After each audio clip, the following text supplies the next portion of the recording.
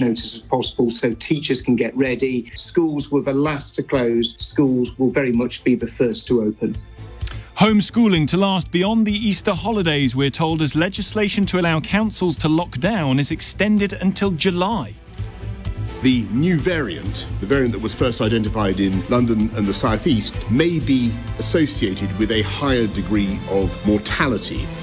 Meanwhile, reports this morning suggest the government will force travellers into the UK to isolate in hotels for 10 days in order to catch any new variants at the borders. With vaccination numbers rattling along, is there any end to lockdown in sight? Do you think mid-February will be the moment people shun lockdown? On your radio, on Global Player, and Play LBC. Leading Britain's conversation. This is LBC. From Global's newsroom at 10 o'clock, Matt Hancock has warned the government is a long way from being able to lift coronavirus lockdown restrictions in England. The Health Secretary says the rules in place are having an impact, but case numbers remain too high. He suggested schools could still reopen by Easter. But Mr Hancock says it's vital everyone continues to take a precautionary approach to the virus. There is early evidence that the lockdown is starting to bring cases down, but we're a long way from being low enough, because the case rate was incredibly high, and you can see the pressure on the NHS. You can see it every day. People who've had a COVID-19 jab are being warned to avoid the risk of continuing to spread the virus. England's Deputy Chief Medical Officer, Professor Jonathan Van Tam, says it's not yet clear if the vaccine breaks the chain of infection. He's urged those who've been inoculated to follow social distancing rules. Dr Penny Ward is visiting Professor in Pharmaceutical Medicine at King's College London.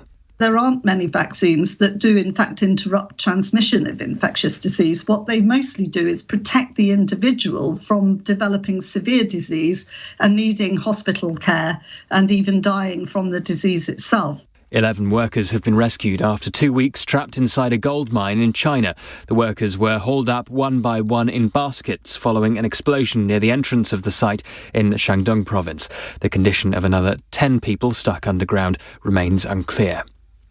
Forecasters say disruption from snow and ice is likely to continue into next week. A band of snow is moving through Wales and central and southern England, prompting a number of weather warnings. It follows flooding in some parts of the country. John Fraser is head of highways at Worcestershire County Council. The weather is doing its best to throw everything it can at us. Challenging times, but our gritters and snowplows are out across the county at the moment. We are warning drivers to avoid anything but essential travel. Today, that's sleet and snow across Northern Ireland, Wales and southwest England, moving further east, staying bright and chilly in most other areas, a high of 5 Celsius. From Global's newsroom, I'm Thomas Watts. This is LBC from Global, leading Britain's conversation. Swarbrick on Sunday with Tom Swarbrick, live from Westminster. Just gone 10. Very good morning to you. You're listening to Swarbrick on Sunday on LBC. I'm Tom Swarbrick. Hope we find you very well this wintry morning. On the show, the Disunited Kingdom poll across the UK reveals that the majority in both Scotland and Northern Ireland do now support a referendum on UK membership in the next 5 years, with the SNP suggesting they could ignore the Westminster government and hold their own in-out referendum anyway. As well as in independent Scotland in the next 10 years, a majority of voters in Northern Ireland now believe that reunification could happen in the next decade. Is the UK finished? Northern Ireland First Minister Arlene will join me live. Also this morning, what hope for the Olympics and the Euros? A festival of sport in the summer is obviously COVID dependent. We'll speak to the chair of the British Olympic Association. Call 0345 6060 973. Tweet at LBC. Text 84850. Swarbrick on Sunday with Tom Swarbrick on LBC. Very good morning to you. So, here's the good news. Vaccinations are continuing at an astonishing rate. Nearly 5.5 million people have had the jab, more than 400,000 shots given in one day. This is by far the fastest rate of jabbing anywhere in Europe. It is not far off the best in the world. If you have had the jab, What a relief it must be. The government does look set now to reach the target of the top 4 groups being vaccinated by the middle of February, which of course would be a terrific achievement. That's where the good news ends, I'm afraid, because even once we reach that target, lockdown doesn't look set to ease at all, despite 88% of coronavirus deaths being in those top 4 age brackets. If you were hoping to see your child head back to the classroom after February half-term, I'm afraid you're going to have to think again. Reports this morning that classes won't return until late April at the earliest, with the embattled Education Secretary Gavin Williamson set to announce more information for parents this week. And Number 10 source saying in the papers, we will not risk coming out of this lockdown if there is any risk that we will be plunged into another. Meanwhile, The Telegraph reports that councils have been given lockdown powers until July. The law quietly extended in the last few weeks, but has now been extended until July the 17th this year. That is around the date when school summer holidays begin. Surely we can't be having any restrictions left by then. And then there's the border, with reports that the Cabinet is now split on whether all travellers or just those from certain countries should be forced into hotels to quarantine for 10 days once they arrive on these shores. Ministers say this measure would be temporary, but it's hard to see how it would be removed while the threat of a new vaccine-busting variant around the world remains, and that could remain for some time to come. How long can we go on like this? And how long can we go on like this when vaccinations are really working? I wonder whether you think lockdown fatigue is a much greater risk this time, particularly as millions are being vaccinated and the risk, presumably, of the NHS collapsing is lowered? Or is it worth driving the case rates down to as close to zero as possible, even if that means months and months of lockdown restrictions? 0345 6060 973 84850 to text. You can tweet at LBC. We started with the good news. I'm afraid if you're a parent who is desperate for their child to get back into the classroom, it's pretty bleak this morning. Let's get into it. Lord Andrew Lansley joins us, former Health Secretary, former Leader of the House of Commons and Conservative Life peer. Thank you for being there for us this morning, Lord Lansley. Matt Hancock, the Health Secretary, saying we are a long way from the infection rates being low enough to come out of lockdown. How much longer can this continue, do you think? Good morning, Tom. The short answer is it has to continue until we've reached the point at which the case numbers are sufficiently low that the pressure on the NHS has eased enormously. And we can't really relax anything until that point. And, you know, to be fair to Matt Hancock, look at the situation he's in. I can understand it. He's got a National Health Service which is absolutely at its limit of capacity. We've got 4,000 people on ventilators in intensive care. We've got 38,000 people in intensive care. And I must say, one of the things I was hearing, which I think really brings it home to one, is the average age of people in intensive care is 60. So although the risk of mortality rises with age, many of those people in the over 50s are potentially at risk of severe illness and, of course, of long COVID consequences. So, answer: how long is it? I mean, you know, is there a roadmap out of lockdown? I don't suppose there is, actually. You know, it'd be touching to think there's somebody who has the answers, but they don't have them. The truth is, you know, where are we at the moment? We're at alert level 5. Do you remember the alert level went up? We're at alert level 5, meaning the NHS is at risk of being overwhelmed. Last year, we relaxed restrictions when we were still at alert level 3, and the consequences, I think, were damaging. We should get to alert level 2, meaning the virus is no longer in general circulation. And of course, at that point, test and trace becomes a really effective instrument because you can find each outbreak and tackle it. You can have local lockdowns, but a national lockdown is going to last until May. You know, it's got to really, hasn't it? But well, why would it not? Because the earliest, probably the first relaxation will be to get children back to school. I mean, I completely understand that. I've got a year 11 and a year 13 here at home, you know, who are doing I think the teachers are doing a fantastic job. Yeah. You know, they're on the call at 8:45 in the morning and they finish at 4:30 and they do a full set of lessons. You're right. But it's not the same. And more kids are going into school now than they were back in March. So there are more children in classrooms, so they're having to go in a lot more. Yeah. Just to come back to the strategy of this. Yeah. Go on, Andrew, go on. Well, I was just going to say, when will we have vaccinated all of the over 50s? The short answer is probably not until the end of March. So Easter gives you an absolute point. The risk, of course, is that we get to Easter, we have done those vaccinations for the over 50s, but the pressure on the NHS hasn't abated because there's a time lag between the number of cases that we're experiencing and the pressure on the NHS. That's what makes me think we're looking at late April rather than Easter. I wonder if the calculation... the calculation at the last lockdown was exactly as you say, get cases down to relieve the pressure on the NHS, and then we'll see where we are in a couple of weeks or a couple of months, and we'll go from there. The calculation has changed this time because of the vaccination. So the vaccination allows for certainly those top 4 groups by the middle of February to come out of the pool of risk. I just wonder if there is a real danger here that if the government allows expectations to get to the point where people think, start of March, 88% of the death risk has been removed, therefore restrictions ought to start coming off. And we see some of your former colleagues, Conservative MPs, saying that is the point, early March is the point when we need to start getting schools back.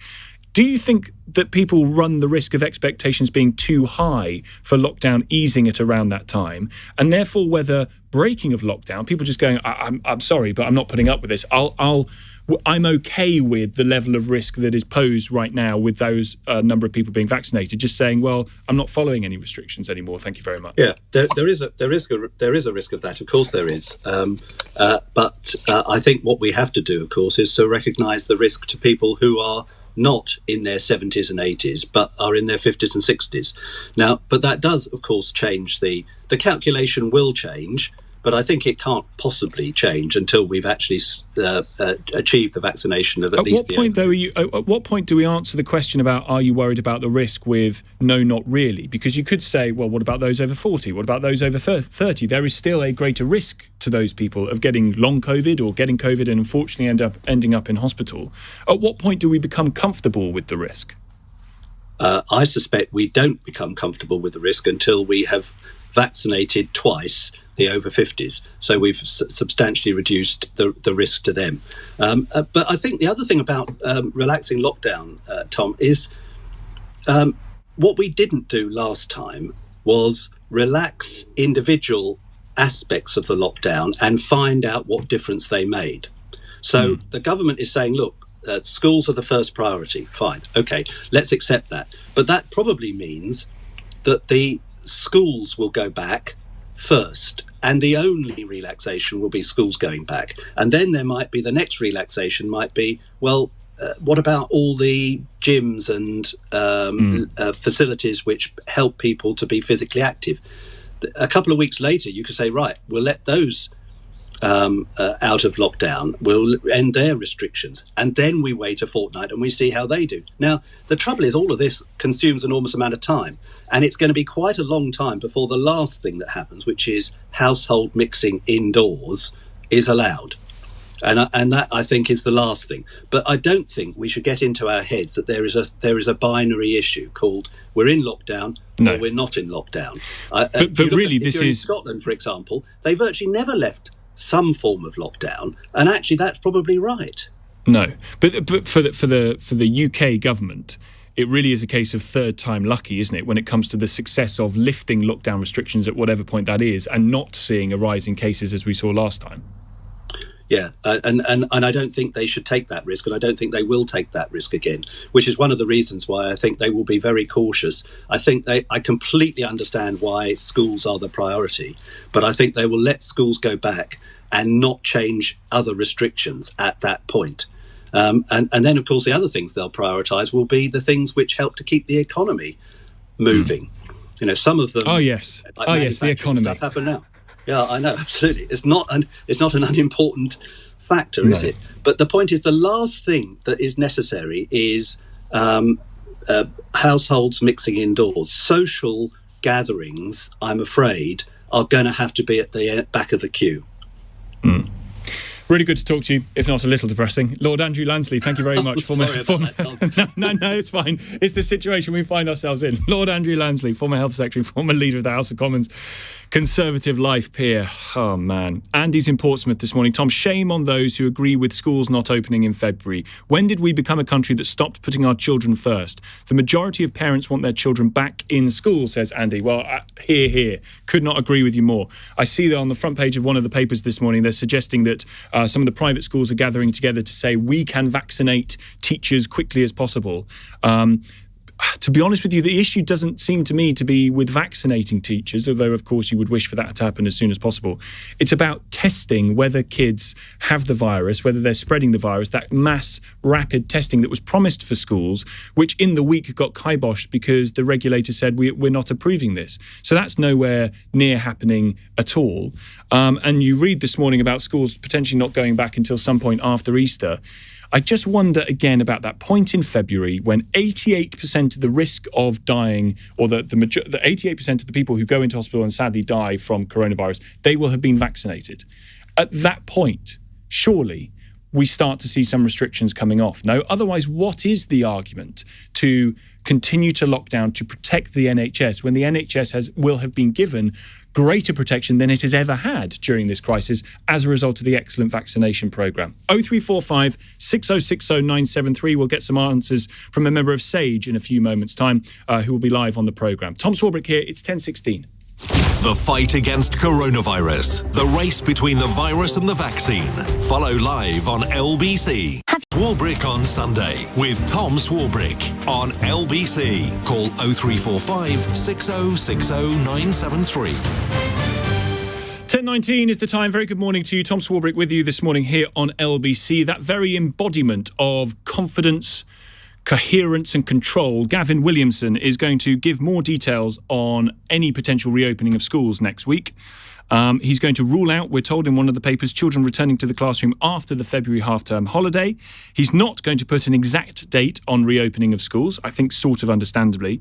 But education leaders said they did not expect them to fully reopen until mid-April or even as late as May. Down goes the papers. Matthew's in Heathrow. Matthew. Morning, Tom. What the government should do is they should already pre-plan a total shutdown just for 2 weeks, the week before Easter, week after Easter. It will damage the economy less. But literally everything, everyone could bunker down, not go out, only we have emergency people working. But if they've done the planning right in the beginning, people what need help for anything, there is actually people, they open all the hotels, and the hotels are used to basically take people to, if they break the quarantine, this curfew for 14 days, or if people become unwell. What is this? What is this if not close to a total lockdown? I mean, shutting all schools to all people seems, unreasonable and unfair. But it's not. We could actually eliminate it. We could do like Australia, New Zealand. I mean, if they get this in place properly to control the borders, anyone arriving, no exceptions. I mean, they should start this from next week to get the infrastructure. Well, that is interesting, Matthew. That is interesting because they are talking about closing the border to potentially any traveller coming into the country and making them quarantine in a hotel for 10 days in order to catch the new variants at the border. Matthew, thank you. The point you make about no COVID is a really interesting one. I want to touch on with Professor Kamlesh Khunti, who is the Professor of Vascular Medicine at the University of Leicester and is also a member of the SAGE advisory group. Thank you for being there for us this morning, Professor. Is it your view that the government is now pursuing a no COVID strategy with this lockdown? Good morning. Good morning. I'm not sure what the government is aiming for. We haven't seen any of the recommendations that have been made by a number of groups, including SAGE. They're not implemented fully. So it's difficult to tell what the strategy. Obviously, the vaccination strategy is very, very strong. Professor, we're going to try again, I think, with your line, because it's a little bit tricky to hear you, and I want to make sure that we hear you absolutely precisely, given your importance in this. We'll try and get Professor Khunti back on the line, make sure we can get a better stab at it. Meanwhile, Catherine is in Neath in South Wales. Hi there, Catherine. Hello there. Good morning. Hello. Hello. You're making me a bit alarmed this morning, Tom. We spoke last year on the March the 16th when the Imperial College data modelling came out. And I said at that point that I thought we were probably going to be in this for about 2 years. Yes. I was preparing then for the long haul. Now I think it's more likely 4 years before anything like a new normal life can be looked at. And I think there's two things that we've got to look at now: expectations and perspective. I was listening to you the other night when you were talking about booking your holiday to Greece, and you actually really helped me to expand my level of empathy for the people who expect to be able to have foreign holidays. I don't care. I don't need a foreign holiday. I'm so lucky where I am. I don't need to go away. I'm all right. But there are so many people like you, younger people than me, who, really, really want that holiday. But you're going to have to manage your expectations, because the crushing disappointment, if you're constantly angling for your lovely young children to be taken back off your hands and taken back to school and all the rest of it, it's just not going to be possible. And the more that you're pinning your hopes on being able to return to the sort of life that we had before, the more crushing that disappointment is going to be. We've got to recognise that this is it. This is radical change, and it's very uncomfortable for everybody. What makes you so convinced, Catherine? It's also an opportunity. Well, potentially, but it doesn't feel like that, to be honest. What makes you so certain that this is it for the next 4 years, even when the vaccine is rolling around, even when there are greater controls at the border to stop any new variants coming in? What makes you so certain that this is it? Okay, well, this is actually, I'm glad you mentioned that point about the vaccinations, because I've been getting really concerned this morning listening to what you've been saying about vaccinations, and especially listening to people like that lovely teacher who is working so hard through this on the front line, but suggesting that she wants her vaccination so that she can go and visit her mum and aunt. That is not what vaccination does. It does not reduce the risk of transmitting this disease. And it won't reduce the risk of transmitting they're looking into that. All they are looking into that. a bit more protection for your own personal self. Yeah. Well, they are, but that's the key question that they've not quite. But that's the key question that they've not quite satisfied, is what degree of transmission happens even after you're vaccinated. But you're right; it's an open question, and it would be. It makes life much tougher to get back to normal if, as you say, Catherine, there is transmissibility even once the vaccine has been taken, which is why everybody needs to get the vaccine so that we can be sure to come out of it. Hey, listen, Catherine, thank you for your call. I appreciate your perspective on, even if, again, it makes it a little depressing. Let's see if we can get back to the Professor Kamlesh Khunti, Professor of Vascular Medicine at the University of Leicester, member of SAGE.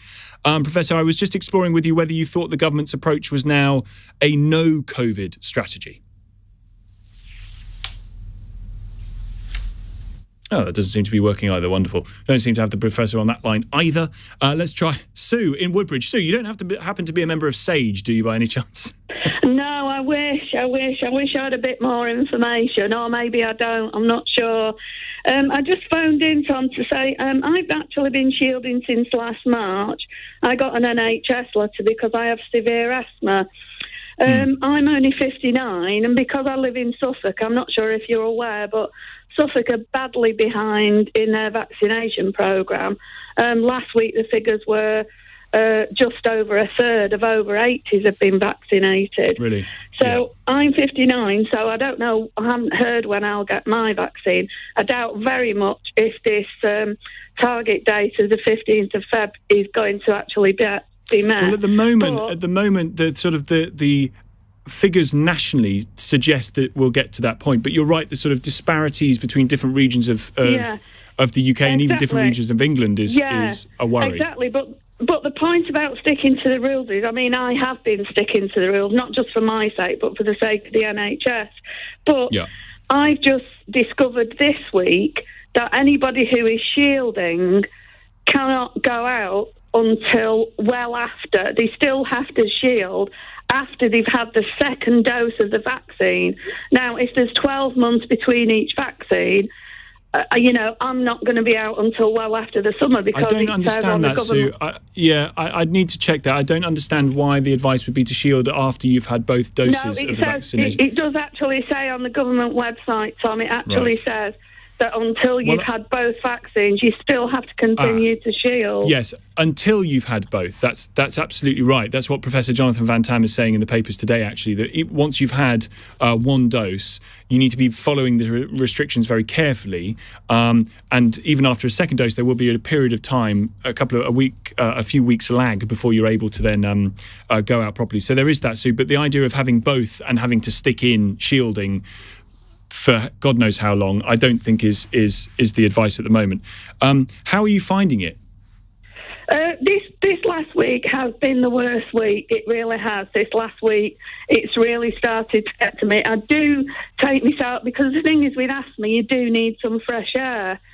Yeah. But obviously you go out in a mask and then you're not really getting the fresh air. So the thing is, it has really got to me this past week. I tend to go out in the morning before it's light because there's a lot of people about, joggers, dog walkers and things. So I am trying to get a bit of exercise, but I think the point is now that I'm not sure, even though I really stick to the rules, I'm really not sure, for the sake of my mental health, just how long I'm going to be able to sort of, really stick indoors and stick to the rules absolutely rigidly. That probably sounds a little bit selfish, but I'm just trying to be honest with you.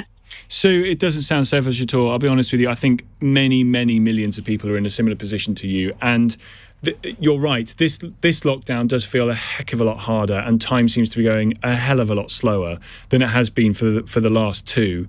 And the role that the lack of good weather plays in this, I don't think can be underestimated. Good luck to you. Stay safe, Sue. Thank you very much indeed. 0345 6060 973 is the number. 84850 to text. You can tweet at LBC. I've tried to lay out the good news. The good news is we've got a vaccine, but what impact does vaccinating so many people so quickly actually have if lockdown restrictions aren't going to be eased until late April, beginning of May to start getting schools back?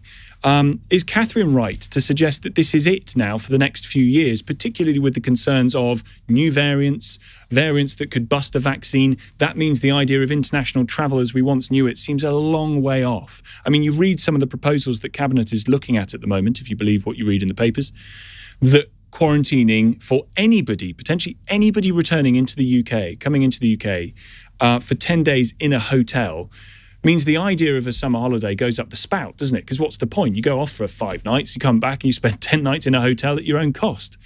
Seems like a waste of time. 0345 6060 973. We will attempt once more to bring you the views of Professor Khunti, the member of SAGE. We were hoping to speak to the Health Secretary, Matt Hancock, but despite being offered a place on the programme, the Health Secretary has decided not to take part this morning, which is a great shame because it's not like there isn't a lot to discuss. 10:30 is the time. Let's get some news headlines on LBC. Thomas Watts. The former Health Secretary, Lord Lansley, has told LBC he expects England's coronavirus lockdown to be in place until May. Ministers have warned the government is a long way from being able to lift any of the restrictions. The millions of people who've been given a COVID-19 jab are being urged to continue observing social distancing. Health officials say it's still not known if those who've been vaccinated can pass on the virus to others. Chinese state media say 11 workers trapped in a gold mine for 2 weeks have been lifted to the surface. They became stuck some 600 metres underground after an explosion in Shandong province earlier this month. Bright and chilly for most areas today, with sleet and snow spreading across the country from Northern Ireland, Wales and southwest England, a high of 5 Celsius. This is LBC. This is LBC. Swarbrick on Sunday with Tom Swarbrick. Live from Westminster. Call 0345 6060 973. Tweet at LBC. Text 84850. Morning to you. Here's Helen, who I think is bang on. Tom, until we eradicate the virus in the UK, we will have years of this nightmare. We wasted the first lockdown, but now with the vaccine, let's bite the bullet and do it properly. It will be cheaper and better in the near long run, says Helen. I can't help but think that the government's approach now, the third different approach the government may well have had to this, is to go for zero COVID. Matt Hancock saying that we are a long way from infections coming down to the levels that we need it to be to reopen. It strikes me that they're going to drive this down as near to zero as damn it, however long that takes, and then open up from that point. which is a long way from the herd immunity policy that was being talked about in March last year. We'll talk to Sage in just a moment. Let's turn to the front pages of your papers this morning. lbc.co.uk. lbc.co.uk is where you need to go. Vaccinated people could still spread COVID-19, Jonathan Van Tam warns. Deputy Chief Medical Officer urging people in England to continue to follow the restrictions as it's not yet clear what effect the vaccine might have on transmission, as our earlier caller was suggesting. The Observer this morning, Minister faces fury over mass outbreak of COVID at the DVLA. 500 cases that the agency has staff told to work on. The Mail on Sunday, Heads send Boris bold plan to vaccinate 1 million staff at half-term. Top schools, we can jab all the teachers, which is a terrific offer. I mean, that's a wonderful thing to be able to do. Let's get everybody the vaccine as quickly as possible. I'm not sure it's the key point about getting school backs, is it? The key point about getting school backs is transmission amongst children. For that, you need testing. The Sunday Telegraph, don't break rules once you've had the vaccine. That's Jonathan Van Tam again. Sunday Times, which we'll look at in more detail. Big poll around the UK about attitudes towards the sustainability of the United Kingdom. Majority back border polls in Scotland and Northern Ireland. SNP set for a May landslide. Fewer people now regard themselves as British. We'll speak to Arlene Foster, the First Minister in Northern Ireland, a bit later in the programme. Sunday Mirror, shocking corona fatalities. Grieving families call for an inquiry into the PM's handling of COVID. The death toll set this week to reach 100,000. And the Sunday Express, Van Tam, let's stay patient. The British people should stay patient with the lockdown restrictions.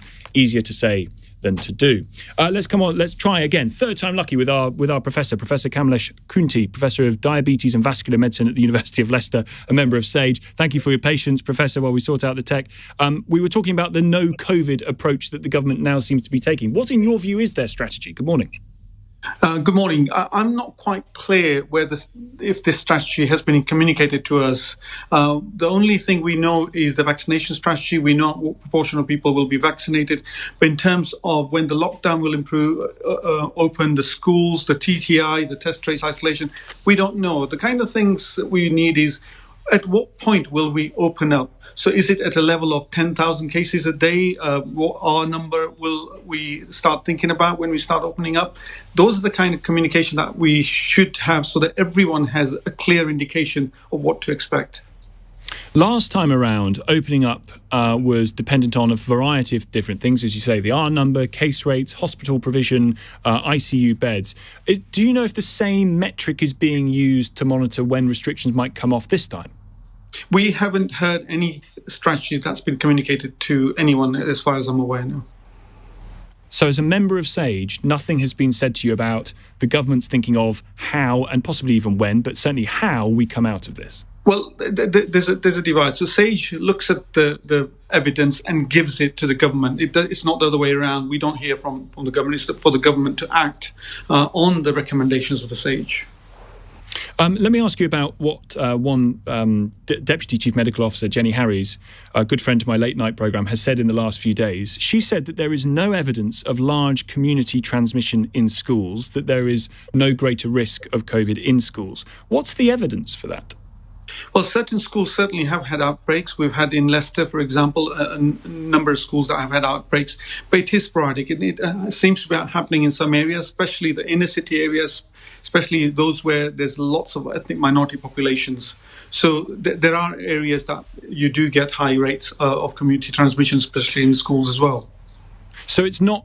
Would it be right to say that it's not schools in and of themselves that are the means by which this gets spread? It is certain areas where perhaps there is greater mixing, perhaps there is more rule breaking, for example. Well, it may not be rule breaking. It's just that, for example, Leicester, we've been in lockdown from the start. We haven't come out yet. Yes. Leicester is a very deprived area. Leicester has a lot of ethnic minority populations, very multi-generation housing, high density number of people living in houses. So the ease of spread is much, much easier. And that then transfers to the schools and back into the homes. So what needs to be done, in your view, to try and get as many schools as possible open as quickly as possible? I think basically we need to really stamp down. We need to bend this curve really sharply, bring the rates down, maybe to 5 to 10,000 patients per day, maybe even lower. We need to get the R number down so that the spread's not there. We need a really good test, trace, isolation program that's not functioning as well. We need to compensate people to accept the test, to make sure that they are isolating if they're positive. So all the financial support that they need.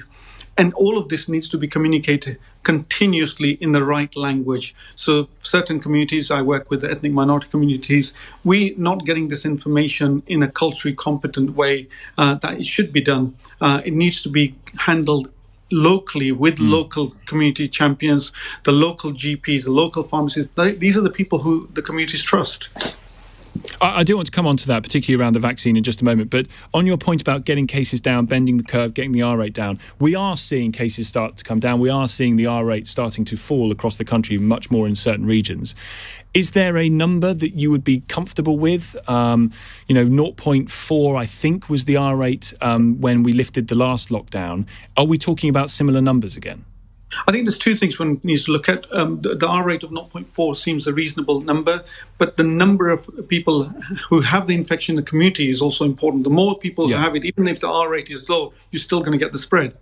And on top of that, you need that test, trace, isolation program. If you look at some of the countries, for example, in Australia, in China, 300 cases in the community and they have a complete lockdown.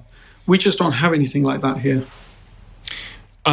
And therefore, does it to you make complete sense that the government is looking at locking down the borders much more stringently? I think that makes complete sense if we hear about what happened right at the beginning and a lot of people from the government saying that we should have really stopped the borders much, much earlier on. And I think all of the work that's happening there seems to be positive. Of course, NervTag advised against it back in March 2020, January 2020 it was in the end. So if we're locking down the borders much harder because of potential new variants, how long does that stay in place for? Because there could always be the possibility of new variants that get round the vaccine coming up. Yes, and new variants, as you know, we've had them in Japan, we've had them in Brazil, we've had them in South Africa, in the UK. New variants will appear. We probably don't know about new variants that have already appeared in other countries. These are only countries that are sequencing the virus that we know of new variants. But overall, if we get elimination strategy, if we get the numbers down, the chances of the new variant replicating are different, much lower. So these border restrictions, they're in place really for the foreseeable, aren't they? That's right, yes. Blimey. And just on this point about when it comes to different communities and their response to vaccination, are we seeing Black and Asian minority ethnic communities or certain groups within that refusing to take the vaccine for cultural reasons or historical reasons? And what should be done in order to stop that? So in terms of vaccination, if we look at historically the influenza vaccination, for example, that we've had for many, many years, the uptake in white population is only 70% as well. So it's not full even in the white populations. In Asians, it's about 60%. In blacks, it's about 50%. But recent surveys have shown that in terms of COVID vaccination programs, the hesitancy is much, much higher. 70% in blacks, 40% in Asians, compared to about 15% in whites. And there's a number of reasons, as you've already mentioned. There's issues about lack of trust, there's false media, there's what the content of the vaccine is, the communication isn't coming there. And indeed, where they get the vaccine, if they have to travel 100 miles away, a lot of people don't have that travel methodology to get there. So what needs to be done? Continuous community engagement. We need multilingual languages, culturally appropriate, simple terms. We need community faith leaders to help convey these messaging. We need to have the vaccination programs done in faith centres, for example. They've already started in Birmingham. I hear the uptake is really good. But this needs to be continuously done all the time. We also need data, real-time data on the uptake rates in different areas, because if we know the real-time data on uptake, we can act on it as well, and monitoring that on a continuous basis. Yeah, it's something the government's going to have to work very hard at, as well as the NHS. Professor, I'm glad we persevered. Thank you very much for your time this morning. Professor Kamlesh Khunti, who's Professor of Diabetes and Vascular Medicine at the University of Leicester. He is a member of SAGE. 0345 6060 973 is my number. We'll talk more about that border change, the cabinet discussion going on at the moment about who it is who is going to be asked to isolate for 10 days if they come back into the country potentially in hotels that are being guarded. We'll speak to Labour's Shadow Home Secretary Nick Thomas Simmons in just a few moments' time. Tom Swarbrick here, 10:45.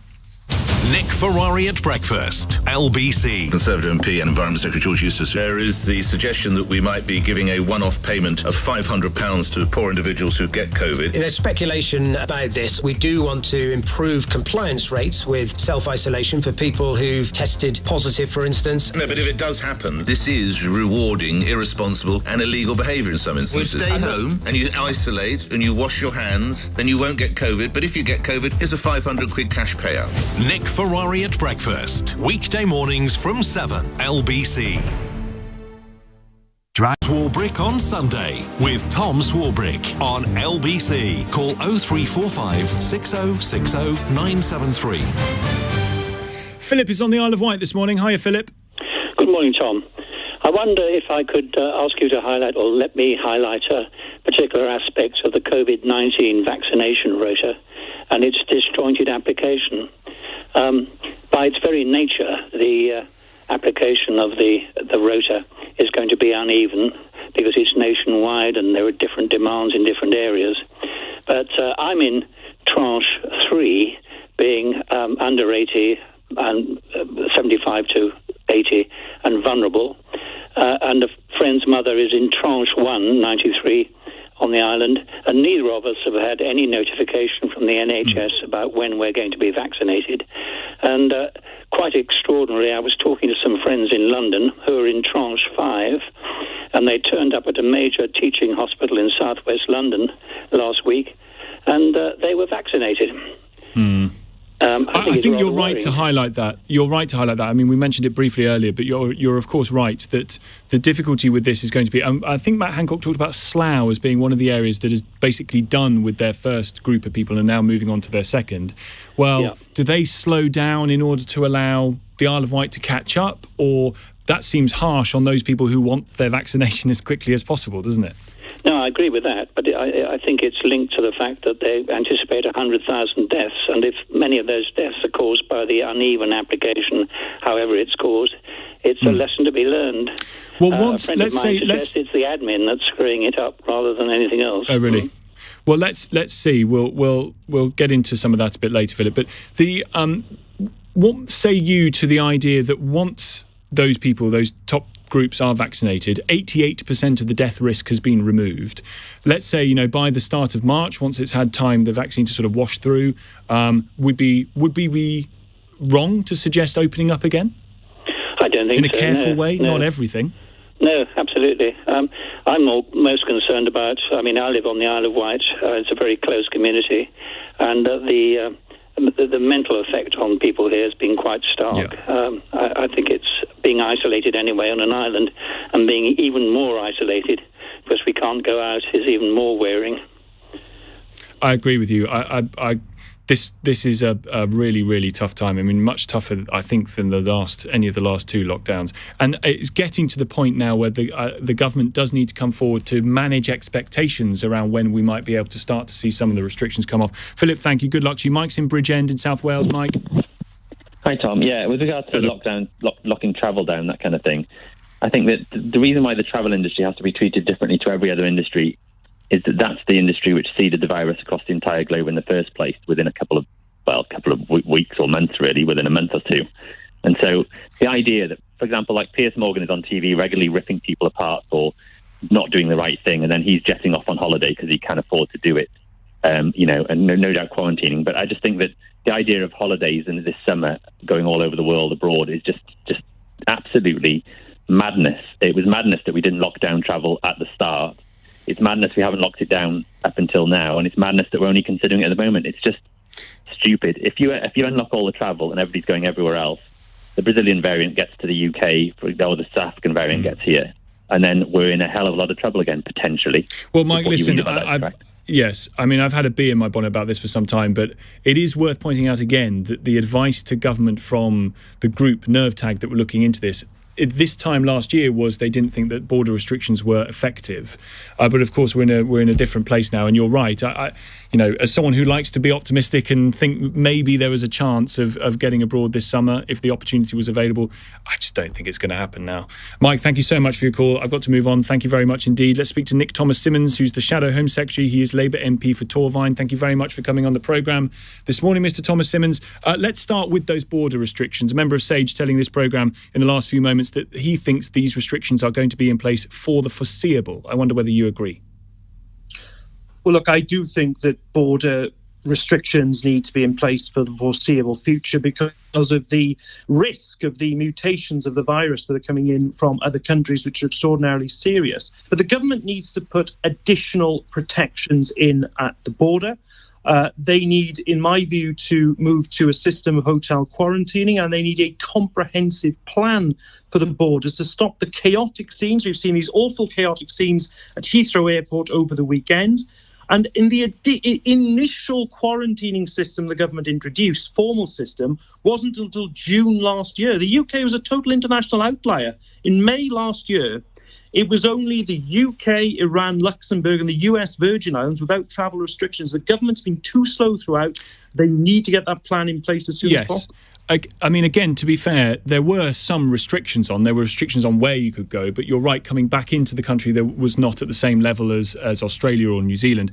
But again, on that, the scientists themselves told government repeatedly, and in fact, their view still is, members of NERVTAG, their view still is that the restrictions at the border are ineffective. Do you think the government should be going against the scientists then on this one? Well, no. I mean, let me just take one example. If you look at the SAGE advice from the 22nd of March last year, which was just before the lockdown, the reason the SAGE advice on the border was being given as it was because the virus was out of control in the United Kingdom at the time. Yes, but in January, sorry to go back on this, but in January 2020, it was not out of control in the United Kingdom, and yet then they were saying that it would be ineffective. No, but the point is this. The period between January and the 22nd of March, the government did not put formal quarantining into place. In fact, they only formally quarantined 273 people from 4 flights in that period when over 20 million people came into the country. And still, there is no explanation. They gave some guidance. It is true, yes, they gave some guidance about self-isolation. But even that guidance was taken away on the 13th of March. We've never had a credible explanation as to why that was done. That's why SAGE ended up giving the advice they did on the 22nd of March. It was because of the failure of the government in the earlier part of the year to put measures into place with regard to our borders. I do think it is worth pointing out, though, that the scientific advice to government, even before March, was that it would be, in theory, ineffective to do it. But we won't labour the point too much. Let me ask you about this global fight back that you want to see the government undertake against the new variants, new strains, through a global mutation monitor. What's this about? Yeah, I'll come to that. But just to pick up on your point about the early part of the year, the chief scientific advisor said that was when the virus was being seeded from across Europe. So they were having advice on the dangers at the time.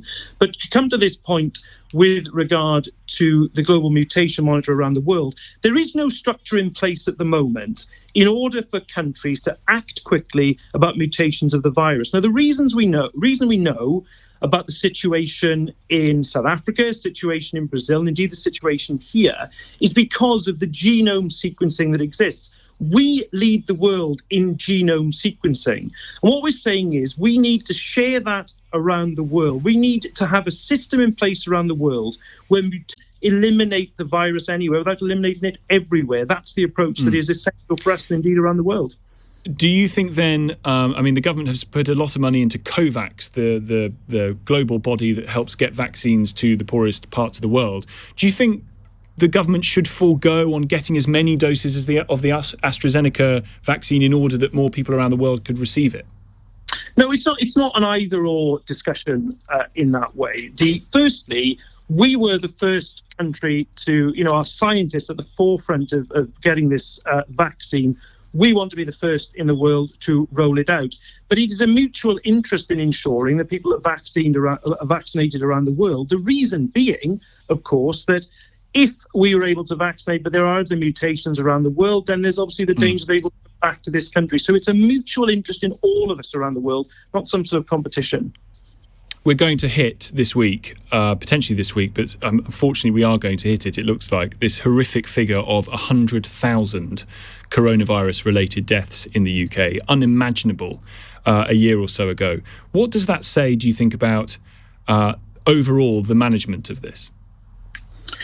Well, look, I think firstly, it's an extraordinary tragedy. I mean, we talk about that statistic. It's an awful statistic. And we think of all those families for whom life will never be the same again. In terms of what it says about the pandemic, I think it, I'm afraid, shows that we have the highest death toll in Europe and the worst economic hit of any major economy. Those two statistics are extraordinarily sad, and the government, I'm afraid, has to take responsibility for that. Good to talk to you. Thanks for coming on the programme. Nick Thomas Simmons, Shadow Home Secretary, Labour MP for Torvine. Thank you very much for being there for us. After the news at 11 o'clock, I want your thoughts on the border issue. As you've just heard, Nick Thomas Simmons, Shadow Home Secretary, saying that, again, for the foreseeable, these border restrictions, which could include isolating, quarantining with guards in the hotels for 10 days once you've arrived back in the UK. That kiboshes any summer travel plans. It also, I'm afraid, if you work in the tourism aviation industry, doesn't look good for you and your job there. We'll speak about the NHS, the pressures on there too. We'll speak to Dr. Alison Pittard, Dean of the Faculty of Intensive Care Medicine, and we'll get the view of what's going well in Israel, the country that has seemed to roll out the vaccine better than most. We'll speak to their former coronavirus SAR as well to see what worked and what could be implemented in the UK. Oh, and by the way, it's snowing. It's the last thing we need. On your radio, on Global Player, and Play LBC. Leading Britain's conversation. This is LBC. From Global's newsroom at 11 o'clock. The former Health Secretary, Lord Lansley, has told LBC that England's coronavirus lockdown could last until May. Ministers have warned they are a long way from being able to lift the restrictions, despite signs of a slowdown in transmission. They say the NHS remains under intense pressure. Speaking to Swarbrick on Sunday, Lord Lansley warned an Easter timescale is likely to be too optimistic. It has to continue until we've reached the point at which the case numbers are sufficiently low that the pressure on the NHS has eased enormously. So, answer, is there a roadmap out of lockdown? I don't suppose there is, actually. 3/4 of people over the age of 80 in England have now had a first COVID-19 jab. Anyone who's been vaccinated is being urged to keep following social distancing guidelines by England's Deputy Chief Medical Officer. Professor Jonathan Van Tam says it's not yet clear if inoculated people can continue to spread the virus. Police have issued 78 people with lockdown fines after breaking up a rave in East London. Officers raided the unlicensed music event in Hackney early yesterday morning. Get back in! Turn around! Back out the other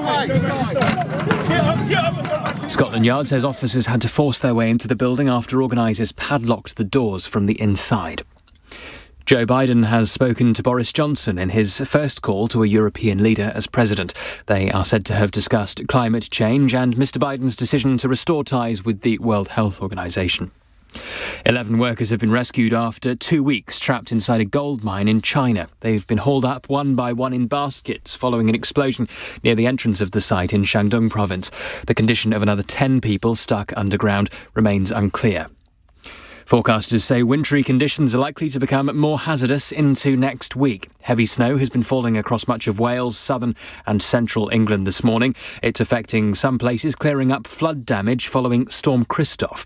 Claire Dinnis from the Environment Agency is working on the recovery operation in Bewdley in Worcestershire. The river levels here are incredibly high. We're not at that record level that we saw last year. We're not at the peak yet either, but we are in a very extreme situation again. Those wintry showers moving into southeast England and the Midlands. Windy in the far southwest, clear and cold elsewhere, a high of 5 Celsius. From Global's newsroom, I'm Thomas Watts. This is LBC from Global, leading Britain's conversation. Swarbrick on Sunday with Tom Swarbrick on LBC. Very good morning to you. Just gone 11 o'clock. You are listening to Swarbrick on Sunday here on LBC. Hope we find you very well this Sunday morning. Very wintry, depending on where in the country you are. I think I'm being told, I can't see from here, it's a windowless area. I'm being told the snow is it settling in London right now? I think it's settling in London right now. But if you've woken up this morning, pulled back the curtains, you might see that many parts of the country are absolutely blanketed with the white stuff. Listen, I don't want to be down about it. It's great, lovely. You can get outside if you can, and you can sled around the place, all very fun. I worry about the vaccine rollout, to be honest with you, when they're going to start getting stuck in the snow. On that point, there are lots of calls for teachers to be vaccinated as quickly as possible. There are private schools saying that they can jab all teachers within weeks. Head teachers drawing up a detailed blueprint to get the education workforce, including support staff, inoculated over the February half-term week. But as we've been talking about over the course of the last hour or so, the chances of getting schools back open any time before Easter seem now to be vanishingly small. As well as that, there are changes coming to the border, cabinet to back guarded hotel quarantine. British families returning from foreign holidays will have to pay to spend 10 days in an airport hotel under heavy guard in plans backed by the Home Office. That completely kiboshes your summer holiday, doesn't it? As we've just heard, member of SAGE saying that those restrictions could well be in for the foreseeable. There's also a call when it comes to the vaccine to reduce the gap between the first and the second doses of the Pfizer-BioNTech vaccine. Chris Whitty is being lobbied. Extending the maximum wait from 3 to 12 weeks was a public health decision to get the first jab to more people across the UK, was his rationale. But he's now being told by the British Medical Association that that is difficult to justify and should be changed to 6 weeks. Let's speak to Dr. Alison Pittard, who is Dean of the Faculty of Intensive Care Medicine and Intensive Care Consultant. Thank you for joining the programme this morning, Dr. Pittard. Why is this gap now difficult to justify, do you think? Well, I'm not sure that it is difficult to justify. I think that we need to put our trust in the JCVI and MHRA. And they have looked at all the evidence and tried to weigh up the risks and benefits of making this decision. And of course, when you are expecting to have your second vaccination 3 weeks after the first, and then that distance is suddenly extended, it's completely normal to be worried about that and what the implications are for you as an individual. And I myself had my first vaccine expecting the second one to be 3 weeks later, and was concerned for my own health. But listening to the advice and putting our trust in people who are the experts, who make these sorts of decisions, looking at the population as a whole, then I feel that they have made the right decision in order to get as many people vaccinated as possible with the first vaccine, to try and get us out of the situation that we're currently in. Yes, and I see that one of your medical colleagues, Deputy Chief Medical Officer Jonathan Van Tam, writing in the papers today to urge people to keep following the restrictions once they've had the first jab, because it's not yet clear about transmission. Would that apply to the second jab as well? For those people who are lucky enough to have now had both, is the advice still to stay inside? Yes, it is, because although we know that being vaccinated protects you as an individual from either getting the virus or actually becoming seriously ill with it, what we don't know is whether you could still be an asymptomatic carrier and therefore pass it on to somebody else who hasn't been vaccinated or remains vulnerable. So until we get more information on the effects of the vaccine, then it's really important not to reduce the precautions that you're listening to, and we still need to make sure that we adhere to the restrictions that are currently in place and still practice hands, face and space to protect as many people as possible. I mean, you are absolutely at the sharp end of this, being in intensive care, and I want to come on to those pressures in just a moment. But what would you say to people who have spent a long time locked down, really getting frustrated with this now, who see that by the middle of February, the 88% of people who are, the 88% who are most likely to die and most likely to become seriously ill have now been vaccinated. And they will start to say, right, can we see these restrictions lifted, please? What would you say to them to calm them down and to manage expectations? That's a difficult one, and I've seen firsthand the impact that extended lockdowns and restrictions have had on individual people, both personally and in my professional capacity as well. And I appreciate how hard it is. We've not been living for the last year, we've been existing. But what would be really disappointing is if we all let our guard down and that the numbers of infections in the community don't fall or in fact start to rise again, and we continue to have these restrictions for even longer than is necessary.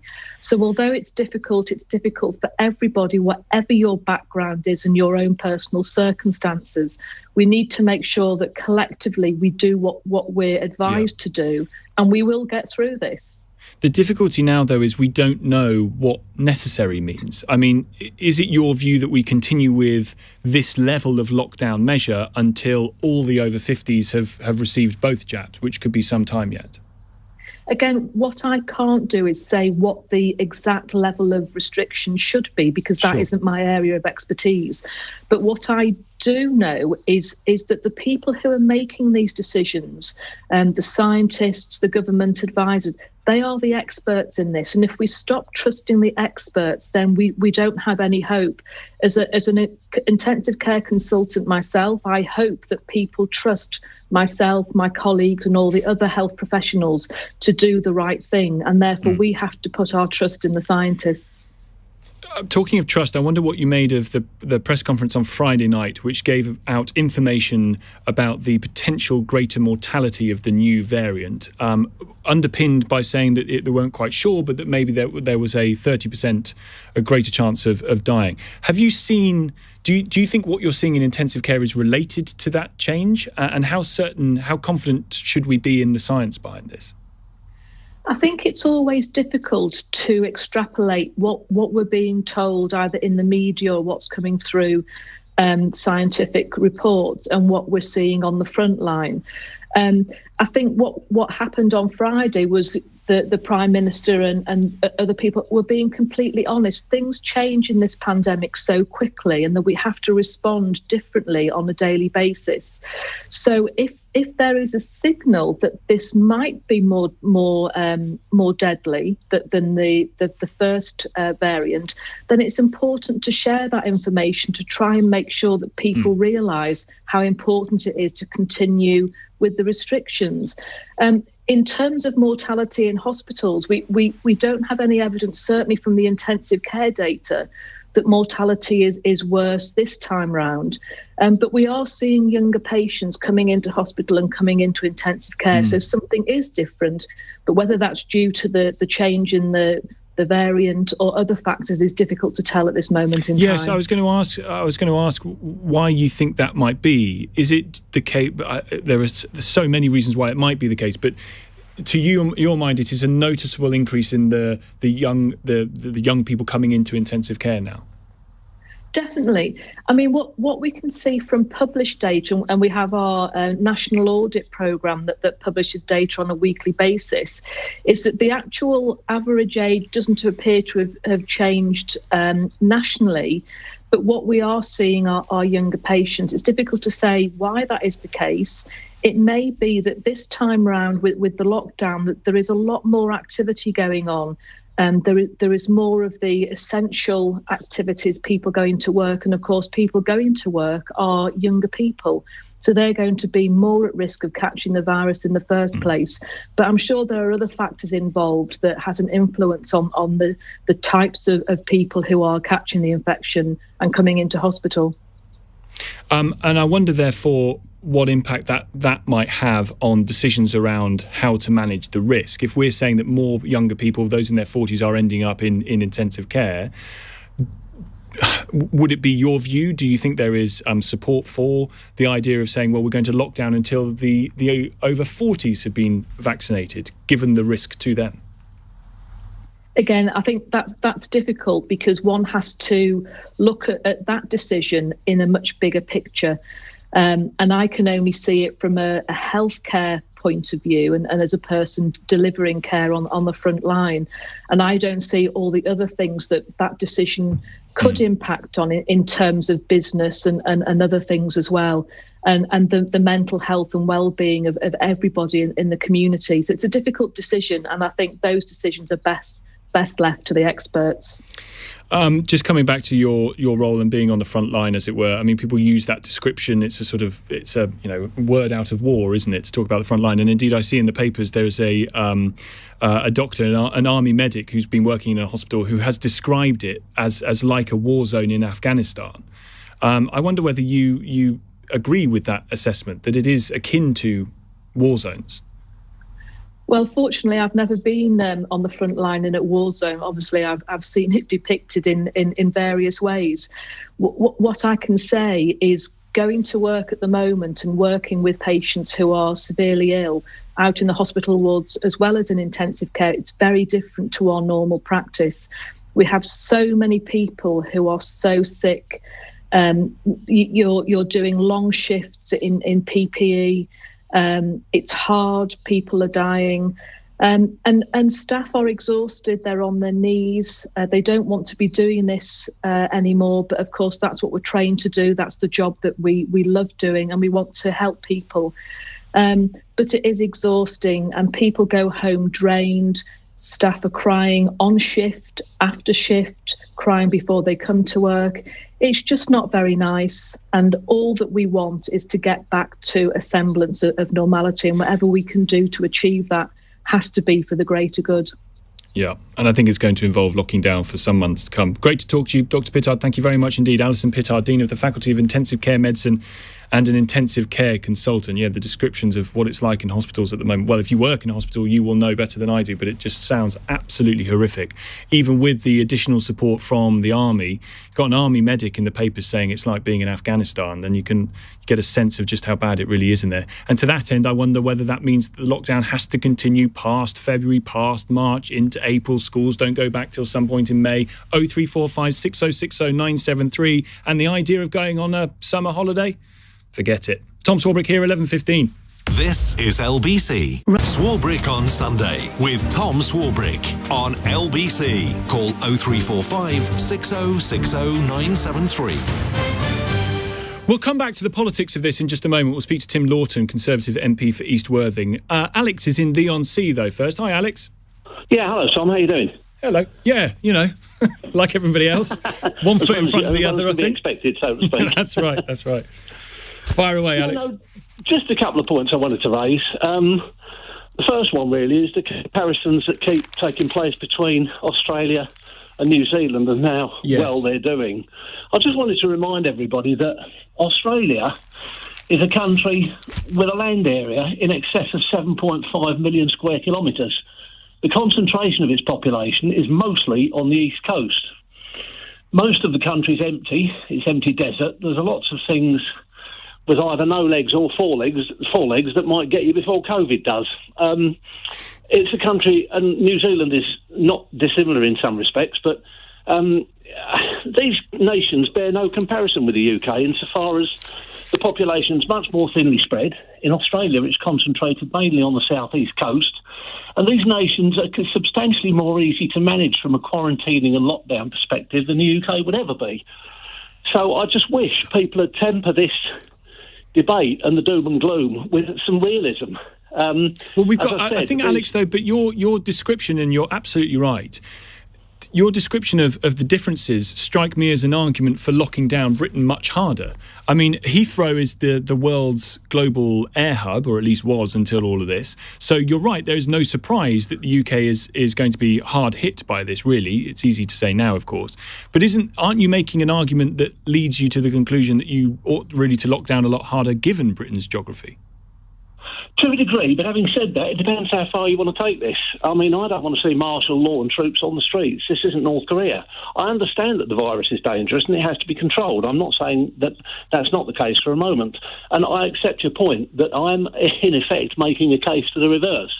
Yes. But incidentally, I used to work at Heathrow for a certain airline until last year, and obviously I've got first-hand experience of just how decimated and how destroyed the aviation and travel businesses have been. I'm not working at the moment, and I'll probably never work in aviation again, which is a shame. I'm sorry. But that's one of those things. That's the way it goes. Yes, and listen, I don't think those border restrictions are going to change. Once they come in, of course, these ones that talk about quarantining people in hotels for 10 days, I just don't see that changing, because there's always the possibility of a new variant somewhere in the world popping up and getting around the vaccine. Alex, thank you to you. 0345 6060 973 is the number. I mentioned it a bit earlier in the programme. The quiet extension of lockdown laws that have been given to councils. They've had the power to close pubs, restaurants, shops and public spaces extended until July the 17th. Let's turn to Tim Lorton, who is Conservative MP for East Worthing and Shoreham, former Children's Minister, who is part of the COVID recovery group. Thank you for being on the line for us this morning, Mr. Lorton. Good to speak to you. Morning, your Tom. thoughts about the extension of this legal power? Well, I hope it's only an extension in theory, and this is a part of very complex legislation, which some of us have had serious concerns about. But we've got to have a clear exit plan for how we get back to some degree of normality, and simply pushing things back and back and back has got serious implications for our businesses, for our kids going to school, for the way we're running our lives. And that's why we want to see much more clarity and ambition about how we can lock things up, rather than how we can unlock things, rather than continuing pushing back the date for when we can do that. We spoke to a member of SAGE this morning who said that they were not aware of what the government's strategy is on this. Clearly, it hasn't been shared. If there is one, it hasn't been shared down the chain. Matt Hancock talking this morning about a very, very, very long way to go before cases are down sufficiently enough to think about opening.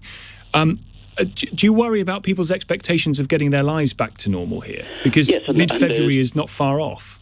There is severe lockdown fatigue. I mean, this has now been going on for almost a year, when a lot of people have had their lives on hold, and we absolutely understand why, and we're in no way trying to undermine the seriousness of the challenge that we face. The question is the way that you deal with that challenge and the balance of risk. So no option is risk-free. We know that, and if medical purists were to have their way, then everything would be locked down. Everybody would have to stay in their homes. Nothing would be operating. That obviously is completely and utterly unrealistic. So we have to have a balance of risk about being able to get on with our lives as much as possible, with taking necessary precautions. And it's that balance, I think, there needs to be much greater explanation and clarity around. And we still don't know exactly where we are most at risk of passing on this infection. It seems to be mostly people getting together indoors in homes. But we've locked down lots of the economy. We've locked down pubs and many shops and things like that. But all those outfits took very serious precautions, invested in all sorts of social distancing and other precautions that appear to be working quite well.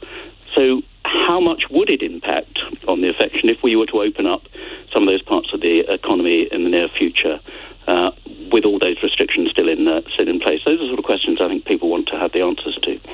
I wonder, in your discussions with ministers in the tea rooms in the House of Commons, if you get near enough to want to be able to talk to them,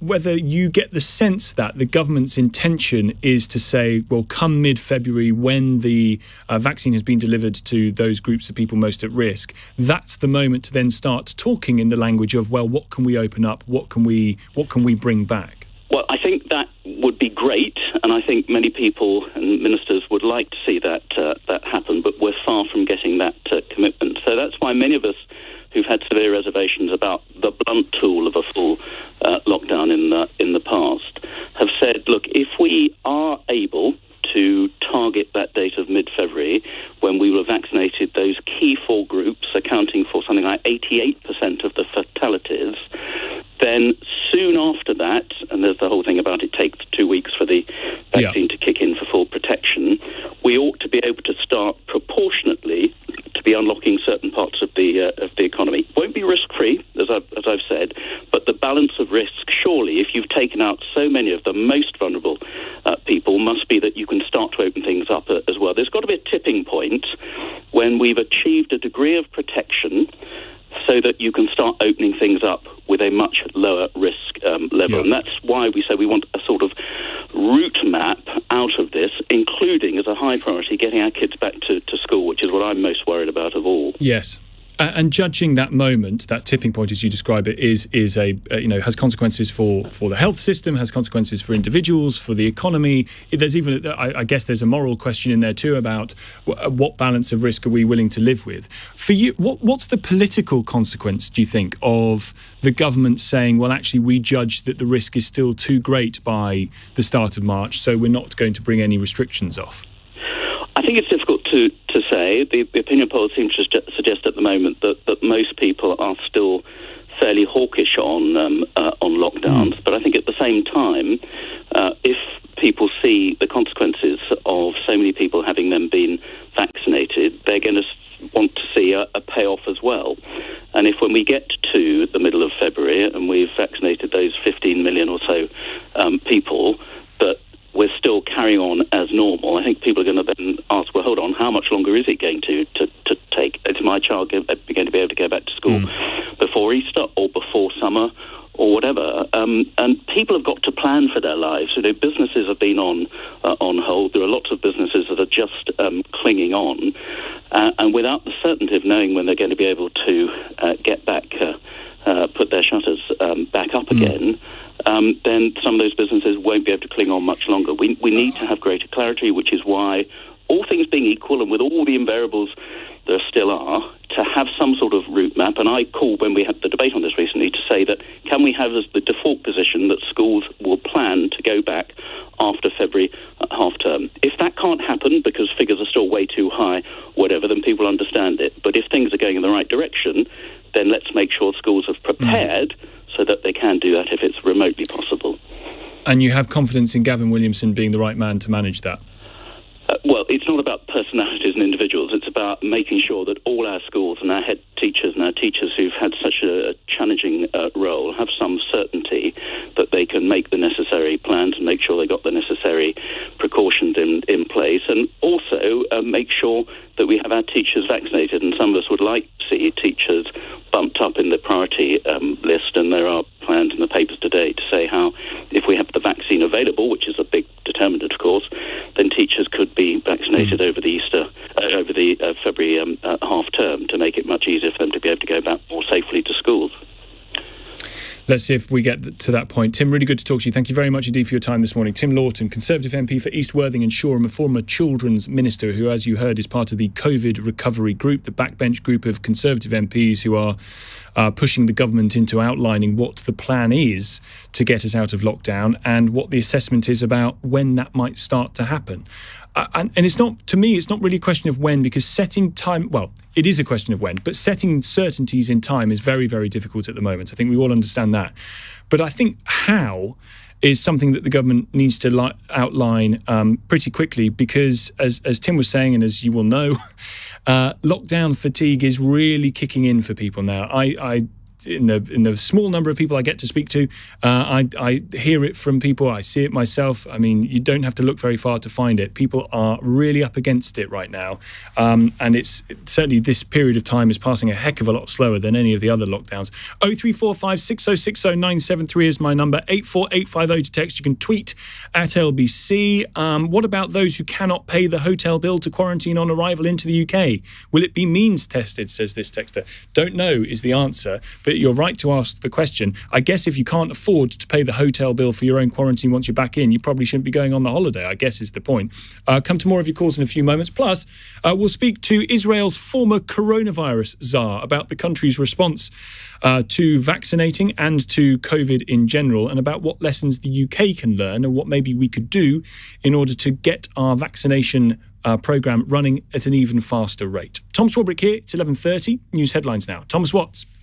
The Health Secretary, Matt Hancock, has warned England is a long, long, long way from an end to lockdown measures. One of Mr Hancock's predecessors, Lord Lansley, has told LBC the coronavirus restrictions could last until May. Fines totalling more than £15,000 have been issued at an illegal rave in East London. More than 300 people attended the event in Hackney early yesterday morning. Heavy snow is causing disruption to essential journeys across much of the country. The wintry conditions have forced the closure of 4 COVID vaccination centres in South Wales. That's sleet and snow moving into the Midlands and South East England. Some bright spells elsewhere, but staying cold. It'll become frosty later, a high of 5 Celsius. This is LBC.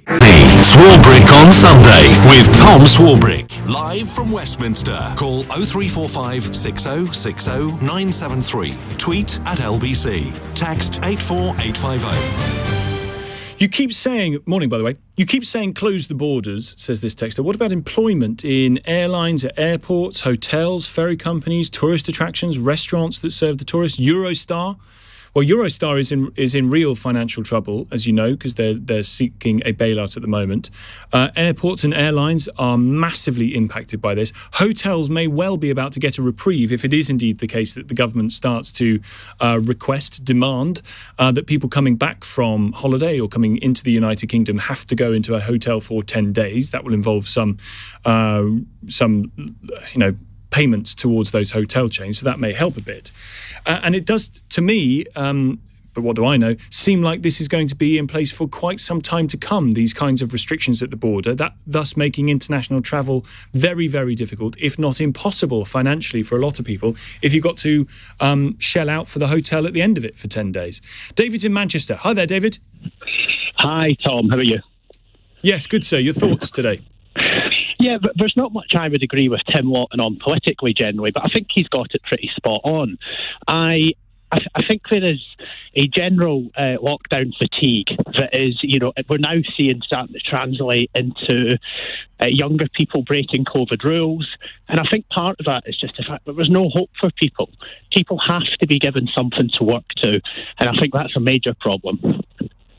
I completely agree. The figures on lockdown breaking don't seem to have moved that much, to be honest. It's true to say that this lockdown isn't as tight as the one in March, but maybe that's because we know a bit more about it and how to prevent the spread of it. But I think you're right, and I think this idea of the middle of February as being a great moment where we've reached the point where all those people have been vaccinated, that's terrific. But only if I think the majority of people who haven't been vaccinated see some material change to their lives. Absolutely. I think the target of mid-February for lockdown easing restrictions is for the birds, to be honest. And this is part of my point. The government needs to be honest with people about what this lockdown and what this roadmap looks like. People are reasonable enough to expect that, they're not going to be going on holiday this year. I think the general public understand that. But what we want is a level of normality to come back. And it's that lack of hope and that lack of the ability to plan for the future. But I think particularly a lot of younger people now, your previous caller mentioned the more younger people going into A&E and then being admitted to ICU. Now, I think that is partly down to the fact that they have sacrificed so much. Now that may be a bit blasé, but it is that point. They need to have something to work to. How old are you, David, if you don't mind me asking? I'm 33, and I'm in a fortunate position. We've got 2 incomes. I have a job. I have a nice home. I have a garden. But I also think I heard a caller earlier on. I think the lady's name was Catherine. Talking about, look at this is going to be 4 years. Again, that is just madness. That may be the case, but that is completely unsustainable.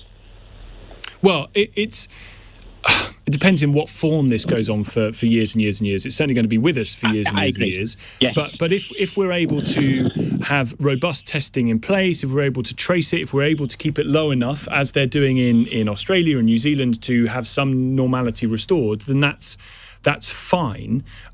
This going from one lockdown to another lockdown that's the unsustainable bit, I think. But David, I totally agree with your point about younger people.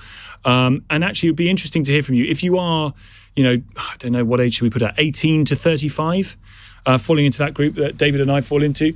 I wonder if you are going to see that moment in mid-February once people have been vaccinated and once the vaccine has got through, so maybe, the start of March, if things haven't changed, haven't opened up, are you going to, you're going to continue to abide by the lockdown, are you? Or are you going to be so frustrated and irritated by all this, feel that your life has been put on hold for so long that you'll go about your own business. I don't know. 0345 6060 973. Mike's in Honiton in Devon. Hi there, Mike. Hello, Tom. Hello. I lost my sight a little over 20 years ago. I have had problems, obviously, getting about. I had everything going for me before I had that. I had a wife, but unfortunately I lost her through cancer. I used to play off a handicap of 4 at golf. I was an avid reader. Now I can't play golf. I haven't got my wife. And now succumbed to this virus. It really is a question of putting up with it and taking the best thing that you can get at the time. I've got lots of friends. I can't see them at the moment, obviously. I can't even see my children at the moment. I've got new grandchildren, great-grandchildren, who were born on the 16th of February last year. I haven't seen them yet. And, Mike, people are saying, oh, yeah, we can't do it. We're suffering. Adapt. There's 3 things that I've used in my life. Adapt, improvise, overcome. If people can work like that, then we have a lot better attitude regarding this going on at the moment. Well, Mike, give us a lesson in resilience then, as you see it, from someone who is, I think it's fair to say, hope I'm not downplaying it by saying you've been through the mill quite a bit here. Say again, sorry, I missed that bit. That you've been through the mill a lot, sir, Mike, when it comes to the problems over the last few years. Adapt, improvise, overcome. Those are the things that I've adapted in my life. I was 30 years in the army, and I had a wonderful career, wonderful wife, wonderful family. Everything was going for me. Then this bug comes along after all these years. I lost my wife, as I told you, 8 years ago through cancer. Well, you face up to these situations. You really do. You have to face up to these situations. My children look after me regarding food. I have no problem with that. I do go out occasionally, but I only go as far as 100 yards up the road where the shops are. Then I come back again. Would you, Mike, say that people who are chomping at the bit to get out there and who, might throw their hands up in the air at the beginning of March and say, "Oh, to hell with this, I'm carrying on"? Would you say that they're selfish? Yeah, indeed. They're the people that are spreading this disease about all over the place. Being an ex-soldier, if you told me to sit down and keep quiet, I sit down and keep quiet. We don't like. The Germans have been good at this. They like discipline. We don't like discipline. We don't like being told what to do. By our very nature, we are British, and I'm very proud that we are. But there are times when you have to cow down to this situation, do what the people say. I'm worried about what the politicians are going to say because they're scared of their own shadow. You never get a yes/no answer out of them. They don't know who's going to open the door next. And they can't speak. Well, I'll tell you what, Mike, it would be lovely to get to put some question to them, to get some answers out of them this morning. Unfortunately, the Health Secretary declined to come on. Mike, thank you so much for your call. I think good lesson in resilience for people. It's just tough, isn't it? It's just really, really tough, this. Naomi's in Edgware. Hi, Naomi. Hi, good morning, Tom. Good morning to you. Hi. I have a question. The latest research shows that the gap of 12 weeks between the first and the second Pfizer vaccine is not ideal. Now, I'm fortunate enough to be booked in this week to have a vaccination. I understand it's the AstraZeneca one. There's no information on that one at all. How are we able to find out where we stand with this?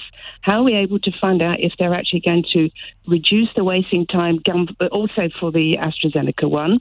I think that the current research coming out from Israel is saying that it's pretty useless.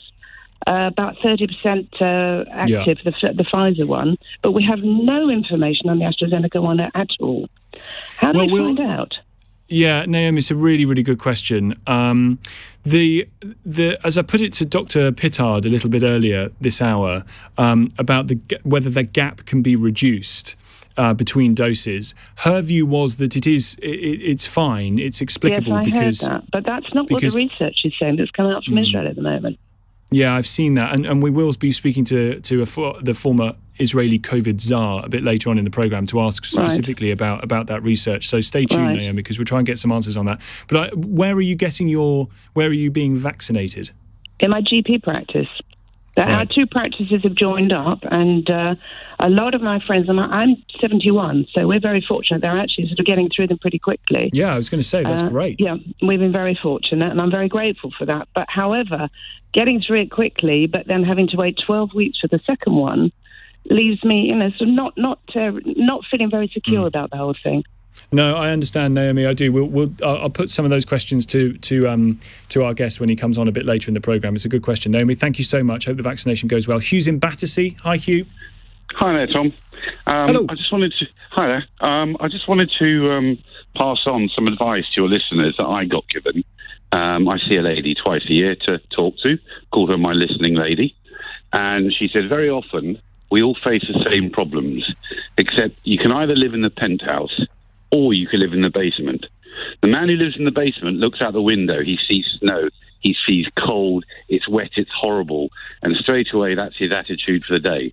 The man in the penthouse looks out, he sees snow, he sees tobogganing, he sees fun with his children. He just looks at the same problem from a different angle. But the positivity makes life a little bit more enjoyable and bearable than looking at things from a negative perspective. We all need to live in a penthouse then, Hugh. Well, I looked at this lockdown as an opportunity to not do what I did the first lockdown, which was eat and drink like a lunatic. And instead work out, listen to what my wife says, count my calories, exercise every day, and 9 pounds down so far. So I can look at it positive. It's funny you say that, Hugh, because I've resolved to do a similar thing. I drank and ate my way through the last one, like you may have done, and so I've resolved to run a bit more and get out a bit, to the point where I found myself. I do a show during the week that finishes at 1 a.m. and I get home at about 2. Stupidly, I found myself running around the streets of the town 2 o'clock in the morning. 4 o'clock in the morning. Yeah, I heard you saying that. I heard you saying that, and I thought, but that's a really positive thing. So you think, well, I've got that to look forward to. It's good advice. It is good advice. It's helpful advice because a lot of people are struggling at the moment, and with no sign of a reprieve on the horizon, and with those in officialdom saying that we're a very, very long way off getting our lives back to any degree, it is helpful to try and get up to the penthouse every once in a while to view things from up there. Hugh, good call. Thank you very much indeed. 0345 6060 973 is my number. We'll talk more about it in more detail after 12, but Sunday Times this morning have done some really deep polling into the potential breakup of the United Kingdom, and they say that a majority now back border polls in both Scotland and Northern Ireland. We'll talk about that with Arlene Foster, the First Minister of Northern Ireland, in just a few moments. Tom Swarbrick here, 11:47. Eddie Mair on LBC. Is this correct then that it's fines for people who are attending a party of 15 or more, but there's no fine for 14? But my understanding of what she'd said was that it had to be 15 or more, and then those fines. Well, does that make sense to you? There always has to be a number, obviously, you would choose. But since you support this policy, is it then legal, you will not be fined if you are in a house party with 14 people? There are other rules as well already in place about household mixing. But you will be fined for it. You know, this particular fine, no, it will not. That's how I understood her. Yeah. I'm just asking you, I hope you understand. I realise this isn't your policy, but it's a policy you agree with. Does it make sense to you if you can have a big party with 14 people and you won't have to pay the £800 fine? Eddie Mair, Monday to Friday from 4 p.m. on LBC. Swarbrick on Sunday with Tom Swarbrick on LBC. Call 0345 6060 973. 11:51 is the time. We'll get your thoughts on this after the news at 12, this polling about the disunited kingdom. But let's turn to Arlene Foster on it, First Minister of Northern Ireland, leader of the DUP. Thank you very much for joining the programme this morning, Arlene. Just before I come on to the polling and what you make of it, let me just ask you briefly about COVID restrictions in Northern Ireland and your extension of them. Yes, well, looking at the medical evidence and looking where our hospitals are at present, we believe that we needed to extend our restrictions, which now run until the 5th of March. We will, of course, review them on the 18th of February. But at the moment, our hospitals are under incredible pressure. Thankfully, the positive case numbers are beginning to drop, which is good news. And it shows that the restrictions are working in the community. It also shows that our reproductive number in the community has also fallen below 1, which is good news as well. Very pleased with the way in which the vaccination is rolling out across Northern Ireland. As you probably know, per head of population, we're leading in the United Kingdom. So that's good news as well. But at the moment, we're under incredible pressures in our hospital, so much so that the military have provided us with some extra resource, and we're very pleased to have that coming across because that will give us some breathing space.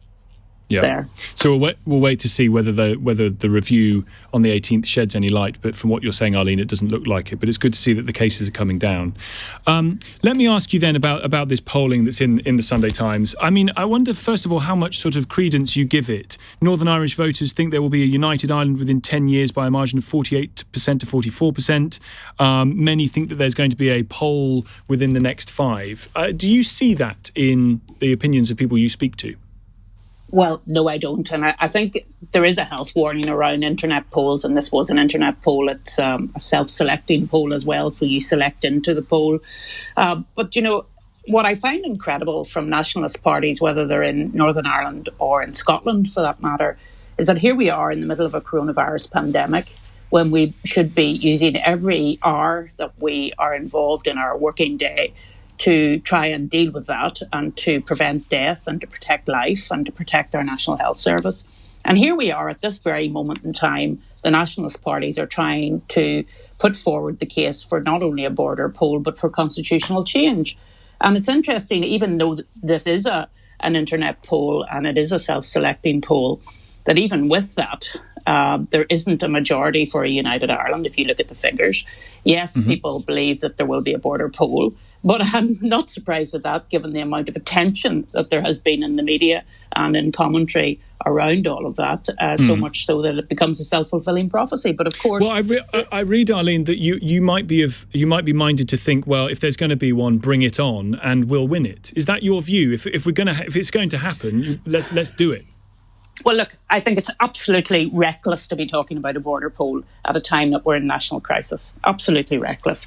But the reality is, if there were to be one, and I think there shouldn't be because of the fact that we're dealing with a pandemic at present, if there is to be one, we will have that rational, logical conversation.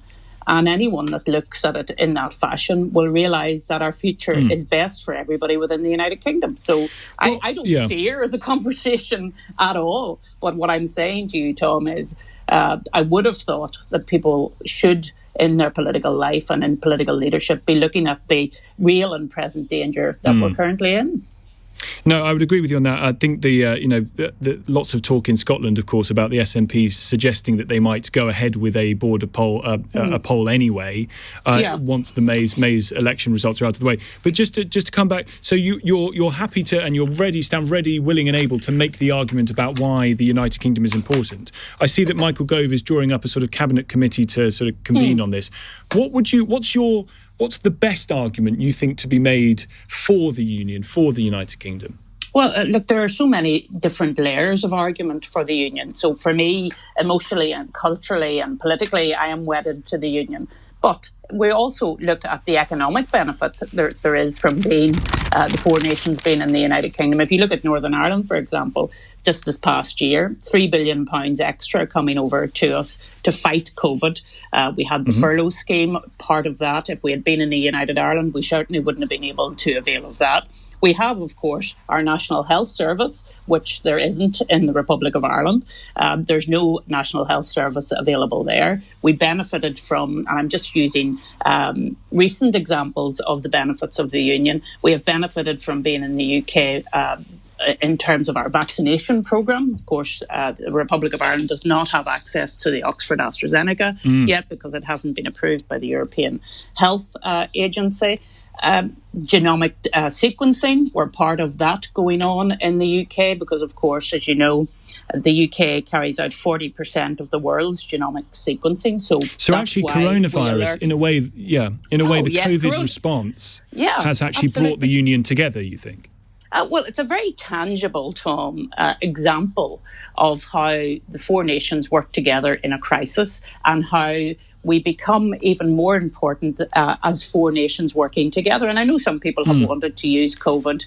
Unfortunately, Sinn Féin over here have tried to use COVID to say it shows why we should be in a united Ireland. Actually, far from it. It actually proves the point of being in the United Kingdom. But last time there was a poll on membership of particular blocs. The campaign to remain argued from an economic standpoint, you will be poorer, you will be less secure, but never quite spoke to a feeling, an emotion, a kind of, So I wonder what it is that you think makes people feel less British or feel like the United Kingdom isn't for them. They don't feel that connection with Northern Ireland or with Scotland if they're in England. What's your sort of emotional case for the Union?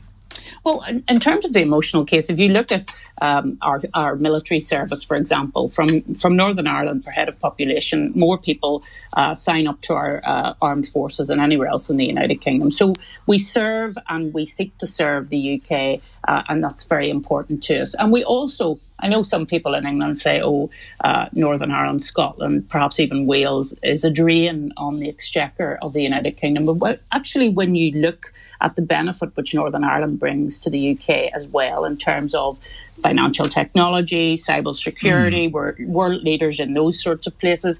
And look at Queen's University, the fact that it's the leading university in the UK now in terms of entrepreneurial impact. So when you look at all of the different parts of the UK and what each part brings to the table, I think it actually strengthens the union instead of this mythical piece around a united Ireland, which of course do you think it's a lack of knowledge then?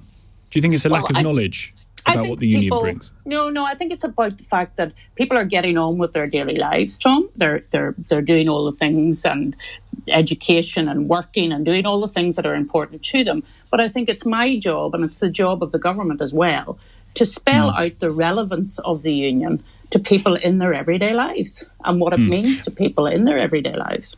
And just very finally, I can't believe this is just very finally, but very finally, the impact of Brexit has meant that a lot of people in Northern Ireland feel that they're an afterthought for the United Kingdom. They're in a semi sort of status with the UK. It's had a massive effect. It's going to have a big effect on trade. If it hasn't yet, it is going to. Do you think that Brexit has changed people's views of how part of the United Kingdom they feel?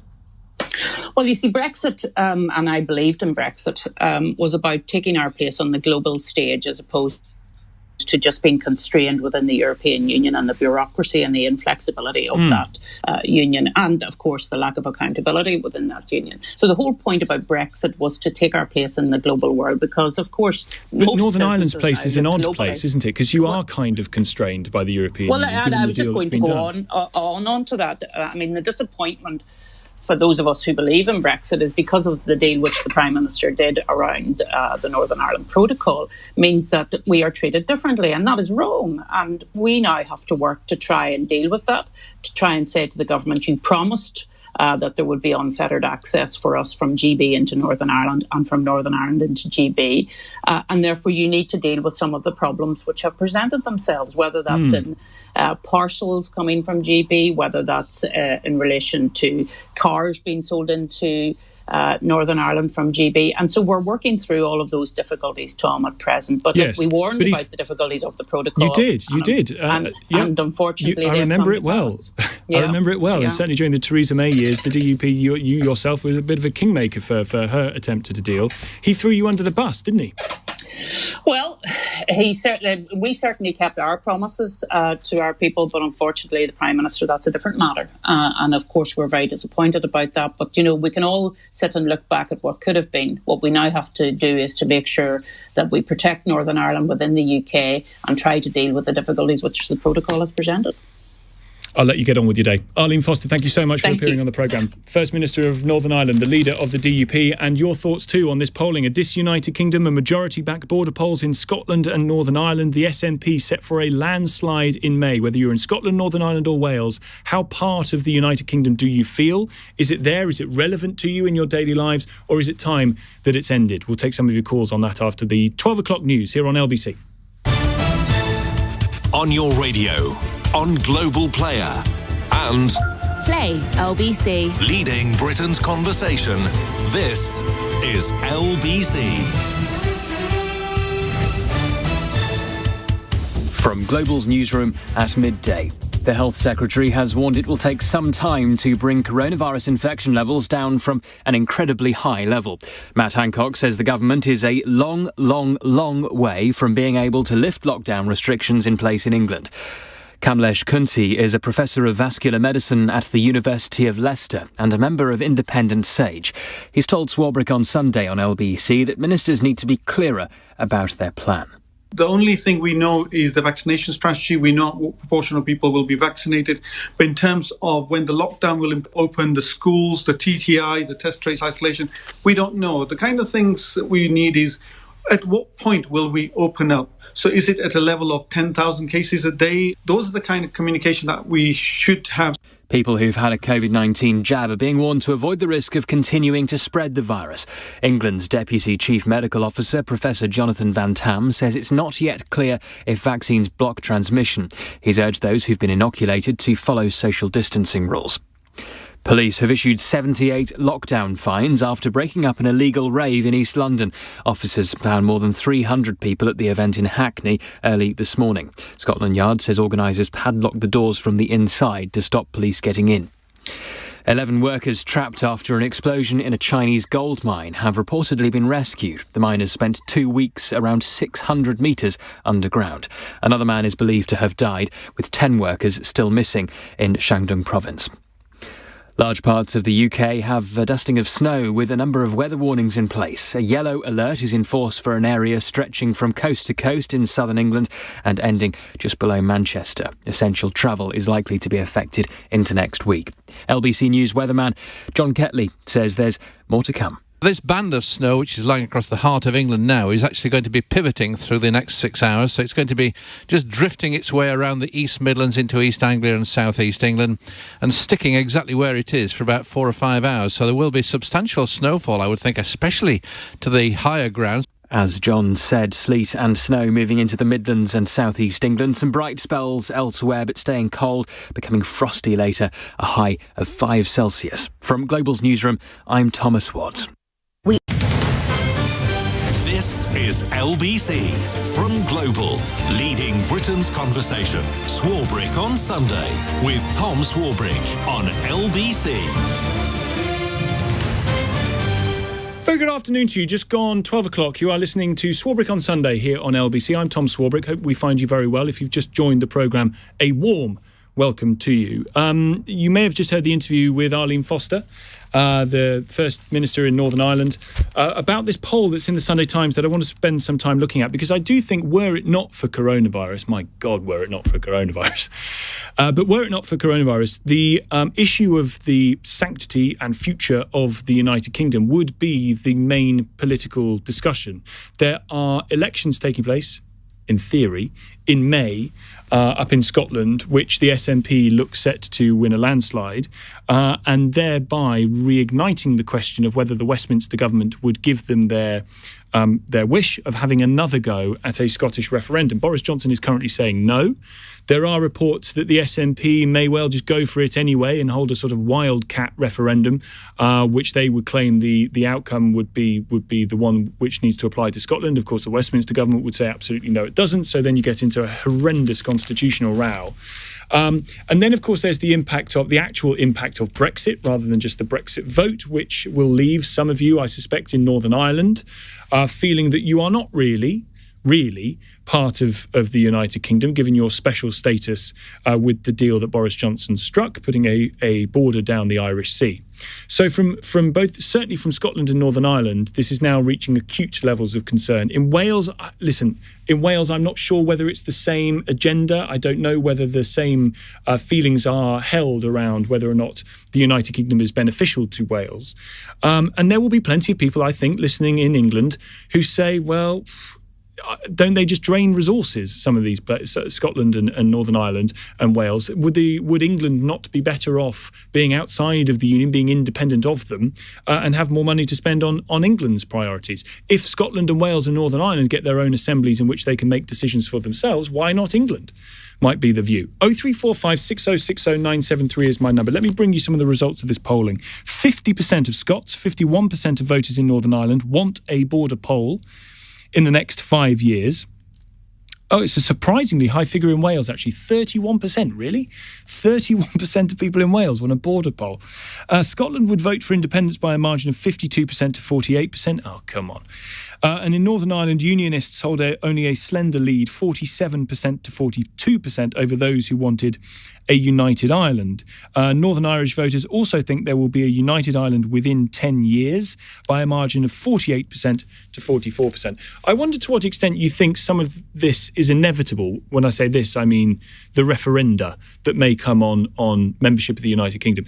If it is going to be the case that this happens within the next 5 or 10 years, is there an argument to bring it forward and just say, OK, let's do it, let's have it out now? Given that I do think there's a good argument to be made for the United Kingdom when it comes to its coronavirus response. I know that there's a plurality of people who responded to the survey who think that individual nations could have done better on COVID if they were independent of one another. So if Scotland had been independent of the United Kingdom, it would have done better. And I find that bizarre because, of course, Scotland has the ability, all parts of the United Kingdom have the ability to come up with their own rules around health and around education. That is entirely devolved. So it's not the case that you would have done better, you would have made better health choices outside of the United Kingdom. Presumably the same health choices would have been made even if you had been independent. And I wonder to what extent that goes to a question of understanding about what the United Kingdom does, what the possibilities are even within the United Kingdom to act independently of the government in Westminster, and whether part of the solution to this is to just give more powers to the Assembly in Scotland, the Assembly in Northern Ireland, the Assembly in Wales, and maybe that's a way of resolving the question of countries becoming independent of the United Kingdom, which in my view would be a terrible thing. 0345 6060 973. We'll bring you Arlene Foster in just a moment. This is what the SNP leader Nicola Sturgeon has had to say, speaking to the BBC a little earlier, reacting to Boris Johnson's suggestion that 40 years should pass between each referendum on Scottish independence. He's frightened of democracy. The polls now show that a majority of people in Scotland want independence. If the SNP win the Scottish election in a few months' time on a proposition of giving the people that choice, then what Democrat could rightly stand in the way of that? So Boris Johnson clearly just fears the verdict and the will of the Scottish people. I see no reason why the election should be delayed, but rightly and properly in a democracy, it shouldn't simply be a decision for government. That would be a cross-party decision. We have legislation that had recently passed to put contingency arrangements in place. We might have to do the election differently, more postal voting, for example, but I see no reason why it shouldn't go ahead at this stage. Many countries have had elections over the course of the pandemic. I want to have a legal referendum. That's what I'm going to seek the authority of the Scottish people for in May, and if they give me that authority, that's what I intend to do. Have a legal referendum to give people in Scotland the right to choose. That's democracy. It's not about what I want or about what Boris Johnson wants. It's about what the people of Scotland want, and the increasing evidence is that they want independence.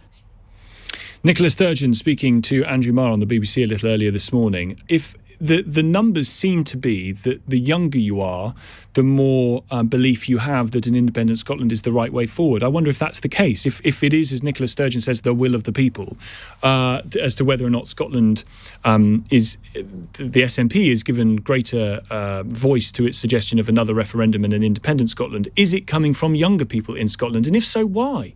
Why is it that a person in their 30s or their 40s in Scotland is desperate to get out of the United Kingdom? I spoke before the news to Arlene Foster, the First Minister in Northern Ireland. I asked her how much credence she gave to this poll conducted in the Sunday Times, suggesting growing support for a united Ireland.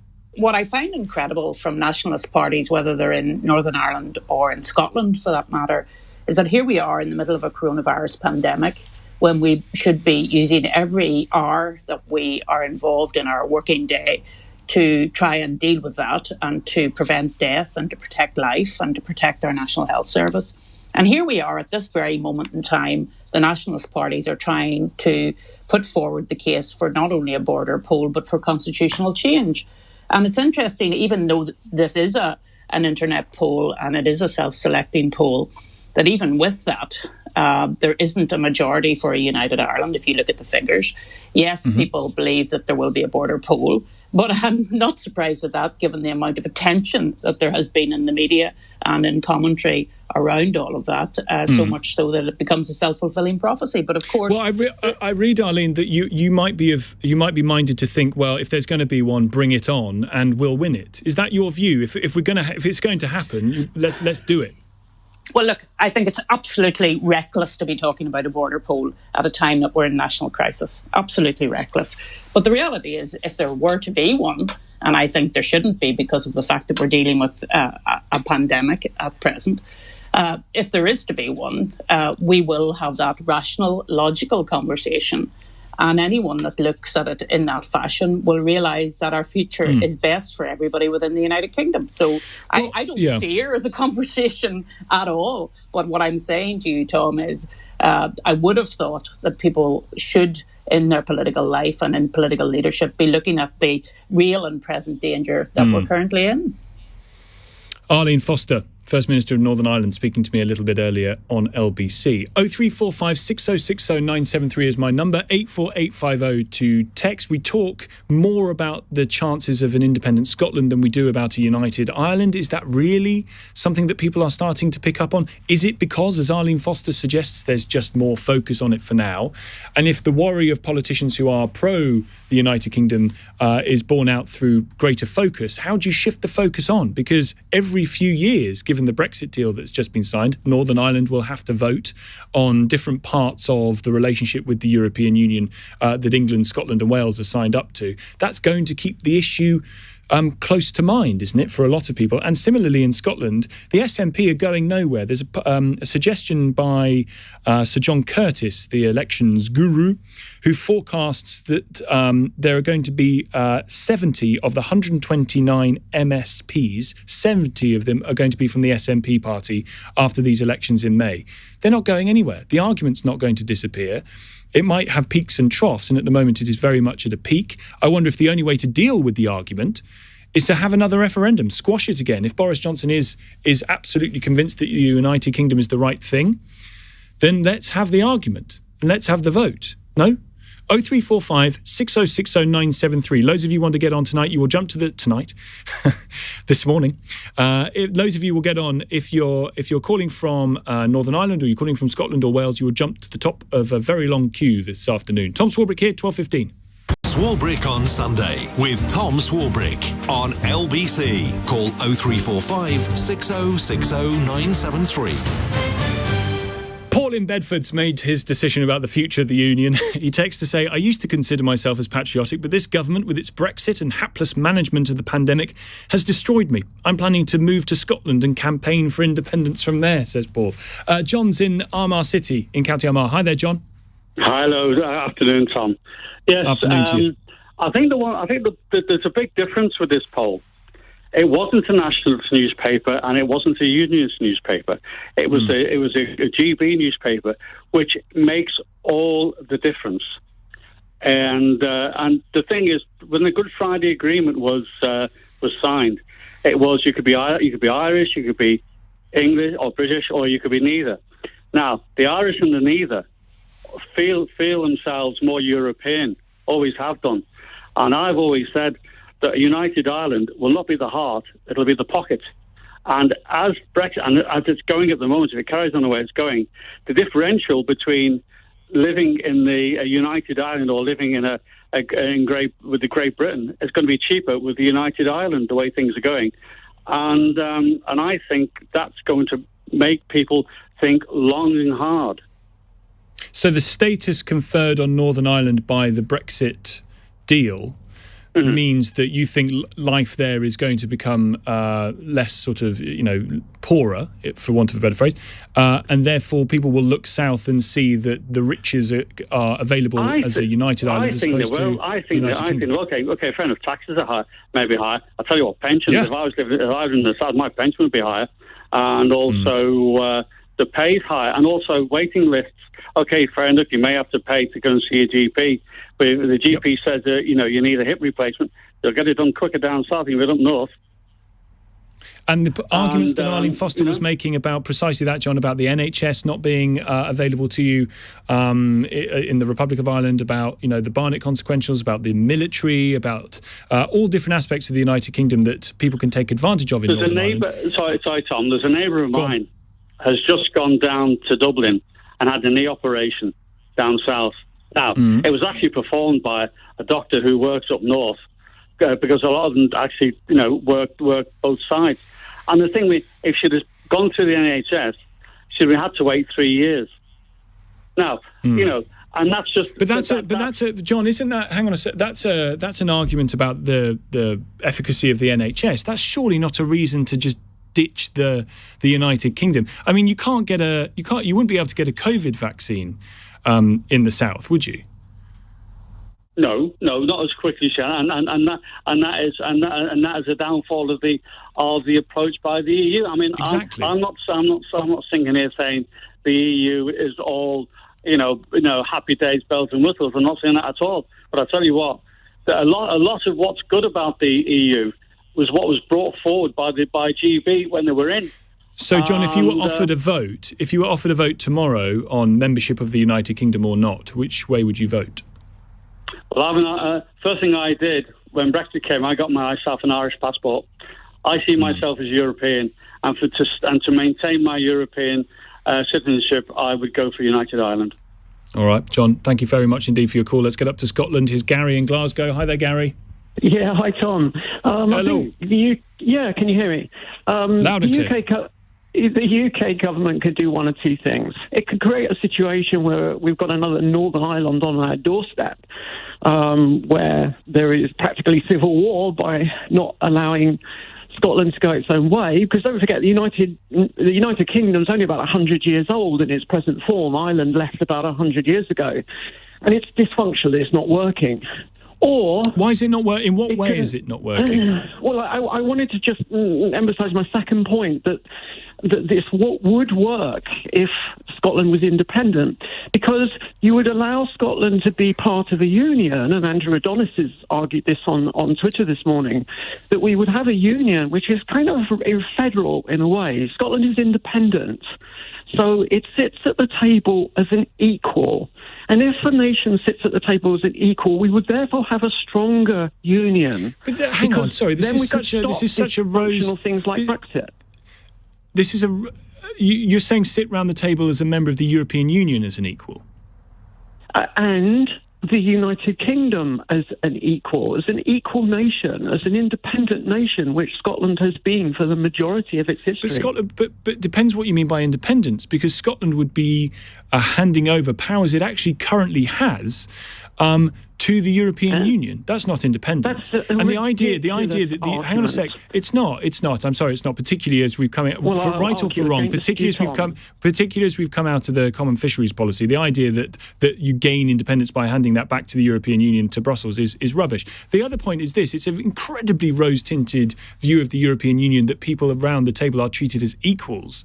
I mean, the whole argument within the European Union at the moment centres on the fact of how powerful Germany and France are within the European Union.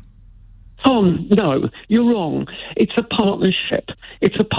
And we work together as a union. We are sovereign. Every country is sovereign. It's an absolute nonsense to say that you're handing in power. When Brussels decides, well, if all countries are sovereign, if all countries are sovereign, what is the independence that you're worried about? When you're independent, you are a sovereign nation. There's nothing wrong with that. But I thought you said we're sovereign anyway. Every country in Europe is a sovereign nation. If they simply work together, that's why the world's largest trading bloc works, because we've agreed to do changes to our laws to make it work better. So you would rather be part of the European Union than part of the United Kingdom? Scotland is a nation that can form partnerships, and it does it very well. And if you allow it to be independent, it will work as well as a partnership with Europe as it could with England.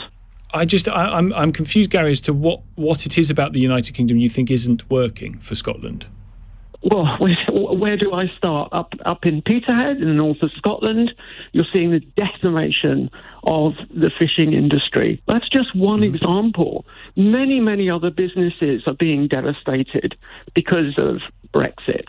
And this is something that England wanted. No other part of this United Kingdom, no other nation barriers, in the United trade Kingdom barriers, as we know about Brexit. the trade barriers that are coming in, whether it's tariff or non-tariff barriers that would exist on trade between Scotland and England, would be, you'd have the same problem, wouldn't you? I mean, you'd have the same difficulties. If anything, the last few years have shown us how difficult it is to manage a country's extraction from a big union. Well, I'm not saying that it would be easy. It would be better. It would be better for Scotland. We are not happy, and every poll is showing that. Tom, if you resist it, we'll create a dangerous precedent. You think if Boris Johnson keeps saying no, then what's going to happen? The SNP will just do it anyway. You're looking at another Northern Ireland in the Troubles on your doorstep. Oh, come on. No, you're not. I'm Ridiculous. Serious. I live here. I know the strength of feeling towards Scotland being a nation again. All right, Gary, I just don't think it's going to be anywhere on a par to what we saw in the Troubles. Thank you for your call.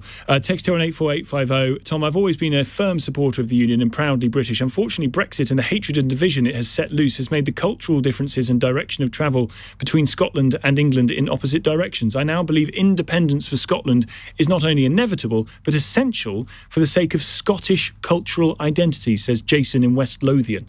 What is Scottish cultural identity as opposed to British cultural identity? Sean's in Concert in County Durham. Hiya, Sean. How are you doing? Arlene Foster, she's just an Irish Thatcher. Do you know that? She's horrible, that woman. I tell you what, well, you're entitled to your opinion, Sean. I am waiting for an All-Ireland. I cannot wait, mate. I cannot wait. And she knows she is petrified. If there was a referendum, because you know fine well it's going to be an All-Ireland when there's a referendum on, like. Why would there be? Foster, she talks out of her. Honest, okay. she's worse than Thatcher. Right, and you didn't think much of Thatcher, Sean. I can't stand the see. DUP. I cannot stand them. Right, so put your clear dislike of the DUP to one side, Sean. Why would it be right to ditch the United Kingdom for Northern Ireland? Because it would be a better place to live. When we went over on holiday when we were kids and that, every year for when we were at school for the 3 to 4 weeks of the summer holidays, right? It was a different place, man. It was beautiful. You know, even though the Troubles was on and all that, we still went over in the 70s for our 4-week holiday. And we called it abroad, because it is abroad. This country should have nothing to do. This country should have nothing to do. So, Sean, with you thought Northern Ireland was a better place to go in the 70s when the Troubles were taking place than it is today? What I'm saying is, with the gangs and the bombings and the shootings and the killings, you thought Northern Ireland was a better place to go. No, but that doesn't mean it wasn't happening, Sean. Just because you didn't see it or it happened to you doesn't mean it wasn't happening. You still believe Northern Ireland was a better place in the 1970s than it is today? It will be a better place now. I'm saying, fair enough, all right, I made a mistake, right? It was kind of bad over there, right? But we still went out over for our 4 weeks holidays. You know what I mean? Every year. But at the end of the day, I cannot see any problem with an All-Ireland. I'm hoping. I love the Irish people, and the people that call themselves and British to those in North, it's wrong. Yeah. It's wrong. Why? Because it's not. Well, if you go to Northern Ireland and you see when you drive around Northern Ireland and you see the British flags flying from all parts, I mean, it's amazingly patriotic in a sense. You think it's horrible? I think it's horrible that there's British flags in Northern Ireland. Why? Because it should be all one. But why can't it be British? But you're either Irish or you're British. There's no, you can't be both. No, but no. Sean, the people in Ireland want to be proud to be Irish because it is. Some clearly don't, Sean. Quite a lot of people clearly do not wish to be part of Ireland. It's just bringing politics into it. It's sad that they kind of call themselves... Because previously there's been no politics in it. They kind of call themselves proper Irish. Sean, I think you've been snow blinded here, mate. It's all going wrong. Thank you very much for your call. 0345 6060 973 is the number. 84850 to text. You can tweet at LBC. We'll cross to Israel in a little bit after the news headlines to get the view from Israel's former coronavirus czar, appointed by the Prime Minister Benjamin Netanyahu in July last year, about how Israel is dealing with its vaccination rollout and concerns about the gap between the doses that England, the UK, is now relying upon to get those first doses to more people. We'll speak to Professor Ronnie Gamzu in just a few moments. Tom Swarbrick here, 12:30. News headlines now. Here's Tim Humphrey. Health Secretary Matt Hancock has warned England is a long way from an end to lockdown measures. One of his predecessors, Lord Lansley, told LBC the coronavirus restrictions could last until May. £15,000 worth of fines have been issued to people found at an illegal rave in East London. More than 300 people attended the event in Hackney, which was broken up early this morning. Heavy snows causing problems in some parts of the country. Some journeys are being disrupted and 4 COVID vaccination centres have had to close in South Wales. The weather, sleet and snow in the Midlands and South East England. Some bright spells elsewhere, but remaining cold, a high of 5. This is LBC. This is LBC. Swarbrick on Sunday with Tom Swarbrick. Live from Westminster. Call 0345 6060 973. Tweet at LBC. Text 84850. We'll come back to your calls on the future of the Union in just a few moments' time, but I'm delighted to say that we're joined on the programme by Professor Ronnie Gamzu, who was Israel's coronavirus czar between July and October 2020. He's the CEO of the Tel Aviv Sourasky Medical Centre and a former Director General of Israel's Health Ministry. Great to have you on the programme this afternoon, Professor. Thank you for being there for us. Let's start out with the vaccine effort undertaken by Israel, which is world-leading. How has it been so successful? First, I believe that the framework and the logistics and the distribution of all the organizations that are responsible for giving the vaccine and their, mutual and any-day relationship with our people, the sick funds and the hospitals, we are a healthcare system that is not fragmented. It's very solid. So the communication in between healthcare organizations and people that are insured by them is very tight. And by this you build trust. So the better communication, better data sharing, perhaps, between the organisations in Israel, something that the NHS could perhaps learn a lot from. Although I wonder what your view from Israel of the UK's vaccine rollout is. I believe there should be another link in the puzzle. A lot of trust building with the opinion leaders of the healthcare system. They must appear more in the media. They must appear more on the digital and the social networks in order to build the trust. Giving information and doing the communication with the public about this vaccine is not so easy, but you have to have really all your efforts and all the great physicians, scientists, opinion leaders within the healthcare system in front. This is their task. Nurses as well. One of the changes the UK made to its vaccine rollout early on was to swap from giving people 2 doses to giving as many people as possible the first dose and then waiting to have the second one. Now, I understand the gap between the dosages in Israel is 3 weeks. In the UK, for Pfizer, it's up to 12 weeks. Does that make sense to you? It makes sense only when you have shortage of vaccines and you have a growing disease, and when the epidemic is still solid and very active. And this is what's happening in the UK. There's a shortage of the vaccines and the epidemic is still there and it's very active and dynamic. So the studies of Pfizer were mentioning and took 21 days apart between the vaccines. 21 days is not a sacred time frame. It's not the only time frame. and we know that vaccine can achieve better results with a booster, but the booster should not be only 21 days apart. So 28 days, it's with Moderna. So once you have shortage of vaccine, it is reasonable to have such kind of postponement of the second one. Whether it's 12 weeks or 10 weeks or 6 weeks, it's really almost a gamble. You think the UK is gambling here, but if the shortage of vaccination means that the gap has to be extended, is that not a punt that the UK has to take? Yeah, but I guess they do not have any choice but to do such a gamble and such, a reasonable gamble. It's not without any evidences. We know about the effectiveness of vaccines, other vaccines.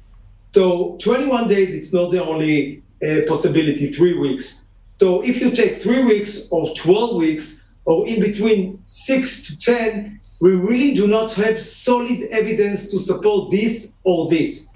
3 weeks is only what was mentioned officially by the studies. Right.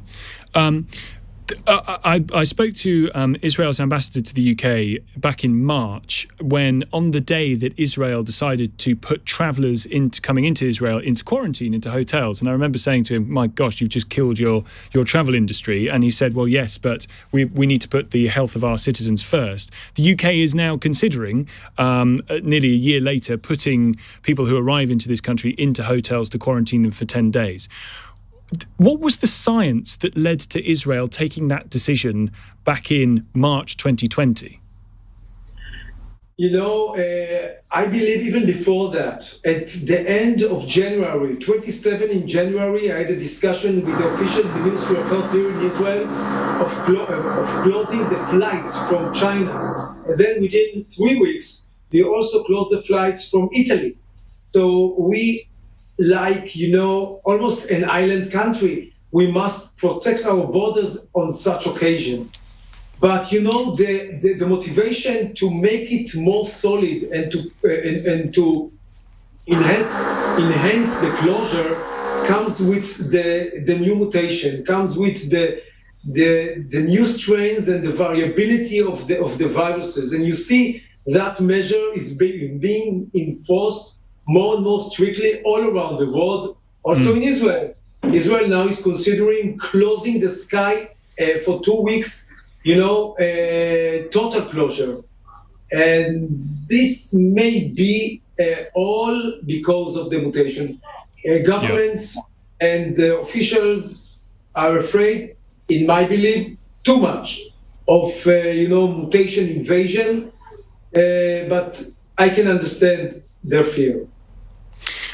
There's so much we could talk about. There's some building works, I think, going on that is making it tough. But let me ask you very, very finally, because I must really, what responsibility morally and on a health question do you think Israel should have to the Palestinians when it comes to vaccinating or helping to vaccinate Palestinians?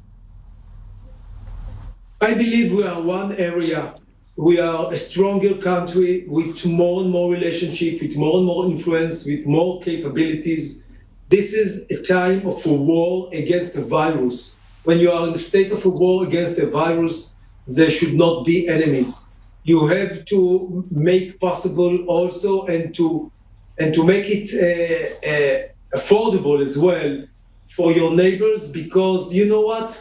Every day, 100,000 Palestinians are coming from the Palestinian territories to work in Israel. And you know what? The borders between Israel and the Palestinian Authority is not a solid border. It's a border that people are coming in and out. Of course, Arab Israelis. It's all one area and one group, one community. We have to take more care of them. Really good to talk to you. Thank you so much for your time this afternoon. Professor Ronnie Gamzu is Israel's former coronavirus czar. He is the CEO of the Tel Aviv Sourasky Medical Center, former Director General of Israel's Health Ministry. Really interesting to speak to him, particularly about the vaccine rollout, the gap between the two vaccinations, but also on the science. Again, I keep coming back to it. I've got a real sort of thing about it at the moment. This time last year, NervTag were telling the Department for Health, no, we don't think border screening is all that effective. Once it's here, it's here. It wouldn't really do anything. And that was in January 2020. I think we get it. In June, it wouldn't have been effective because the virus is here. What are you protecting the country from? It's already in. But back then, that was the time to go down very hard on the border. In Israel, that happened in the early sort of middle of March, happened in countries all across the world, in Australia and New Zealand, and yet Britain took a different view. The scientists took a different view, and it's always been slightly inexplicable, that. Let's come back to your calls on the border polls that may or may not be happening in the coming years. Kevin is in Attleborough in Norfolk. Oh, no, Glenn's in Belfast. Hi there, Glenn. Hi. Hi. I've just been listening, and I think that my opinion is, yes, if there's a border poll and it goes United Ireland, then it is what it is. But that's democracy. But the thing is, I don't think it would be better. For the simple fact is, I feel that there would still be quite a lot of trouble. And we have a fantastic health service here in the NHS. Is it almost at the stage, Glenn, where it's almost too toxic a question to ask people in the form of a vote, a United Ireland? I think so, but I do think that there are a lot more people now leaning towards the border poll, but I just don't think it would be any better in regards to the trouble. I still think there would be a lot of trouble in the north.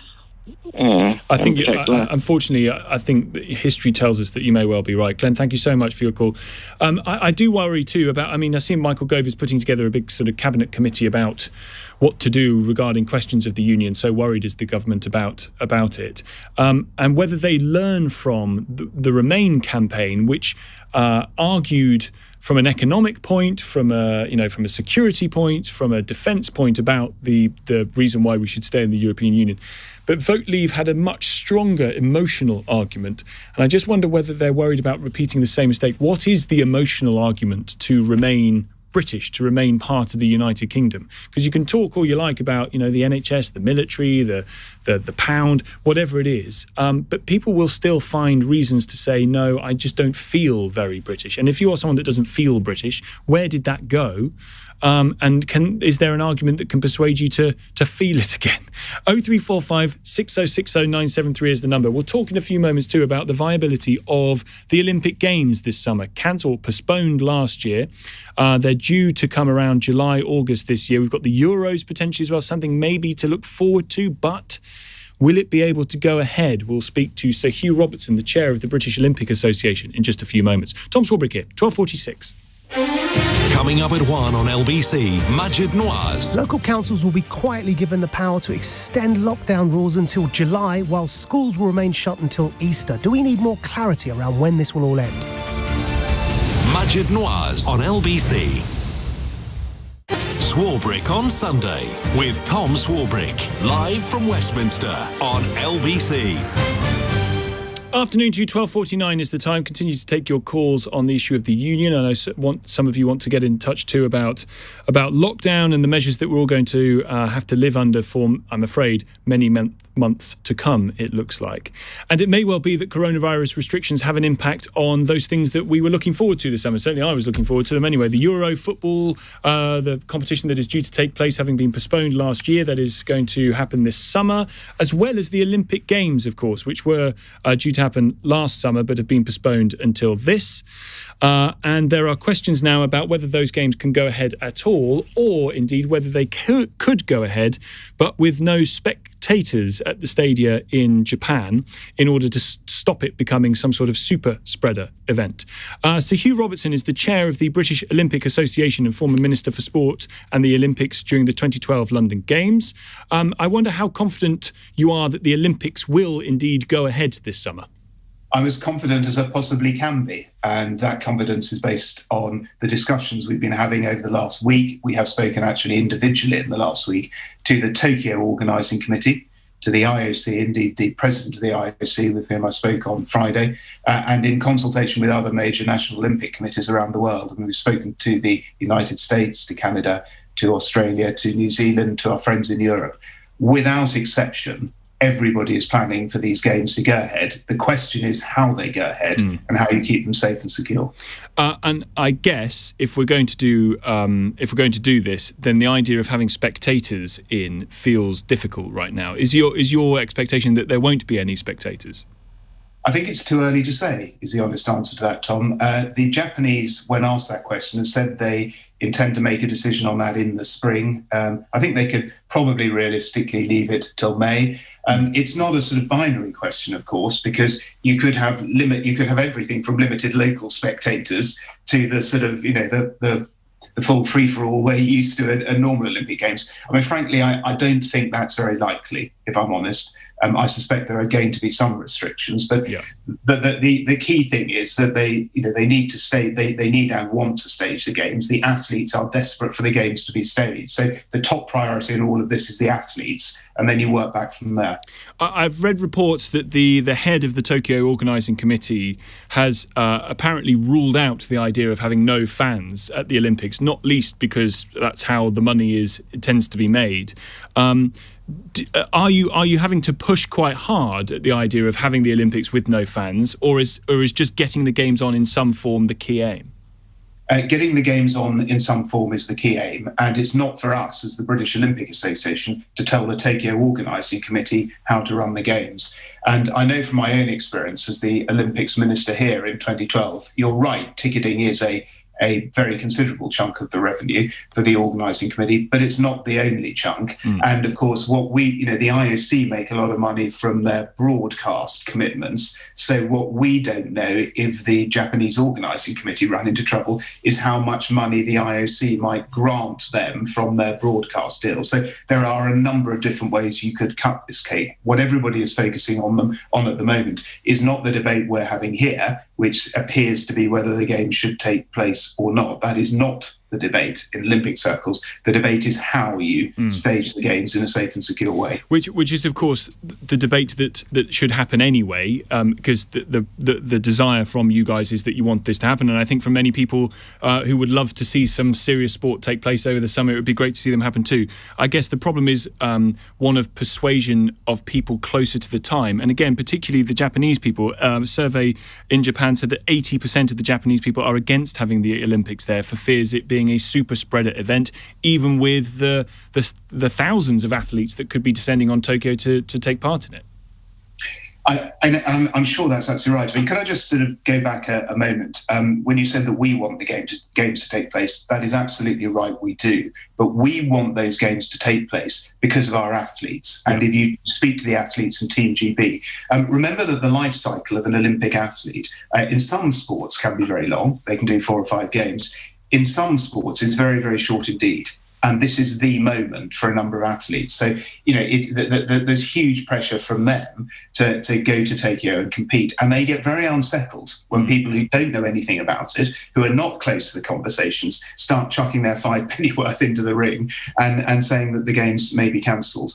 If you look at, we asked the Japanese during the call during the week about the survey, and they were actually very straightforward about it. They said, we're right in the middle of a lockdown in Tokyo at the moment. Part of the reason we're having that lockdown now is to get a grip of this early, precisely, presumably, though they didn't say it, to provide the space for events later on in the summer. And they said, if you're in the middle of a lockdown and you ask people whether you want to welcome hundreds and thousands of people to your city in the middle of a lockdown, you're going to get a fairly obvious response. So, in a sense, the survey doesn't tell us anything. And what the second point they made was that the sentiment that comes through very clearly behind the survey is that the Japanese people do want the games to take place. They were just asked one very specific question in the middle of the lockdown.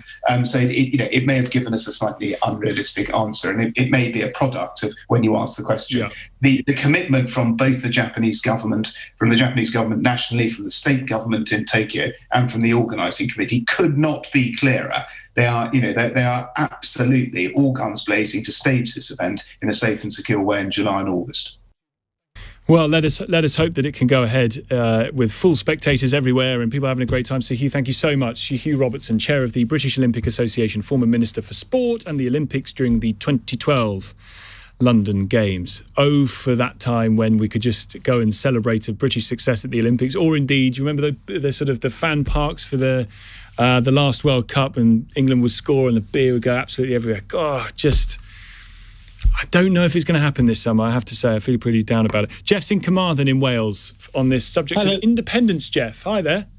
Hello, Tom. Thanks for taking my call. Yeah, my feeling is that if Scotland and Ireland do become independent, then there is a very strong case for Wales being given a referendum and a choice on which direction they wish to go. So a lot of is there really though, Jeff? Is there really a strong independent streak in Wales? I mean, I see the polling says 31%. Yes, there is. I mean, I think this is linked a lot to do with Welsh language, which is the fastest growing language in Europe now. Welsh schools have been very, very successful. People want to get their kids into Welsh speaking schools, and they're getting great results. I mean, my grandson started nursery, and they taught him he started to learn how to count in Welsh, and he's been teaching me. So that's pretty good. My partner speaks fluent Welsh, so obviously I know the Welsh community well around here. And yes, I do think so. Very much Welsh has a very individual culture. Art is very important. Music is very important. This big thing, we play in a band, and obviously we've been stopped from being able to tour now because of the new Brexit rules. So if suddenly Scotland open up and they're saying, if we go through Scotland, we can do all our dates that we were doing out in Sweden and what have you.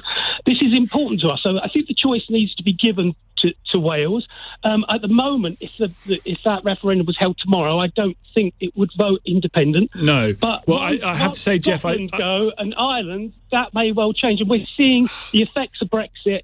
What's going to happen to Welsh lamb once all these carnets get put on it? But Jeff, the question about farming, of course, is going to impact Wales because there are lots of sheep farmers in Wales. But it's also going to affect the whole of the United Kingdom. So it's a question that needs a resolution for the whole country, not just for Wales. But I take your point. I can't believe. I mean, the EU offered in their deal, they offered mutual for EU bands coming here, and we love having German bands, Dutch bands, great.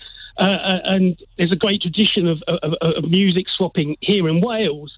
And I just can't understand why they blocked it. Well, the government say that. I mean, I know it's slightly separate, but they're talking about if the Erasmus scheme has gone, which it has, they're going to create a sort of global scheme that might take in more countries. But I get, Jeff. Listen, if it's impacted your life and it's impacted your life negatively, you're not going to like it. Obviously. Thank you for your call. I want to get Jeff. Sorry, we've got to move to Kevin, who's in Attleborough just before the news at 1. Hiya, Kevin. Hi. My question is, where do airport arrivals live? I mean, everybody else is instructed to stay at home. Where do they live? I mean, even if they go into these hotels, where are they going to go after the hotels? Do they live in this country? Do they live in some other country? Well, I don't know. They live where they live, don't they? I mean, what does it matter?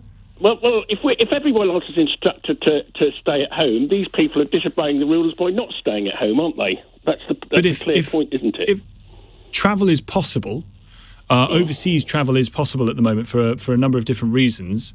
Such as? In order to prevent people bringing in that spread as and when things maybe open up a bit, isn't clamping down at the border one of the places where you're going to have to hit very hard to stop any new variants coming in? Well, exactly. This is the kind of thing that happened in the likes of Australia and New Zealand, isn't it? Yep. That they actually put a hard stop on this happening at the outset.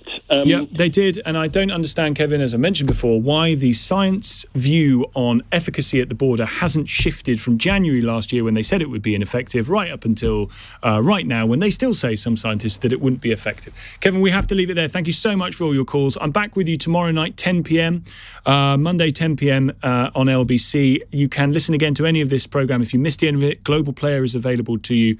And, of course, you can listen live to LBC, where at 4 it will be Ian Payne. Right now, Majid Nawaz. Thank you, Tom. Coming up, a 16-year-old French girl known only as Mila has inadvertently found herself in a major national row around blasphemy and Islam. She's received up to 50,000 death threats for one ill-advised remark. Is social media mob justice out of control? Before that, we'll be discussing the fact that schools may be closed until the Easter holidays, with children probably not returning until after the summer. But first, the British government has quietly extended lockdown laws for local councils in England until July the 17th. And I'm asking, does the government need to set clearer and better expectations around when lockdown will be eased?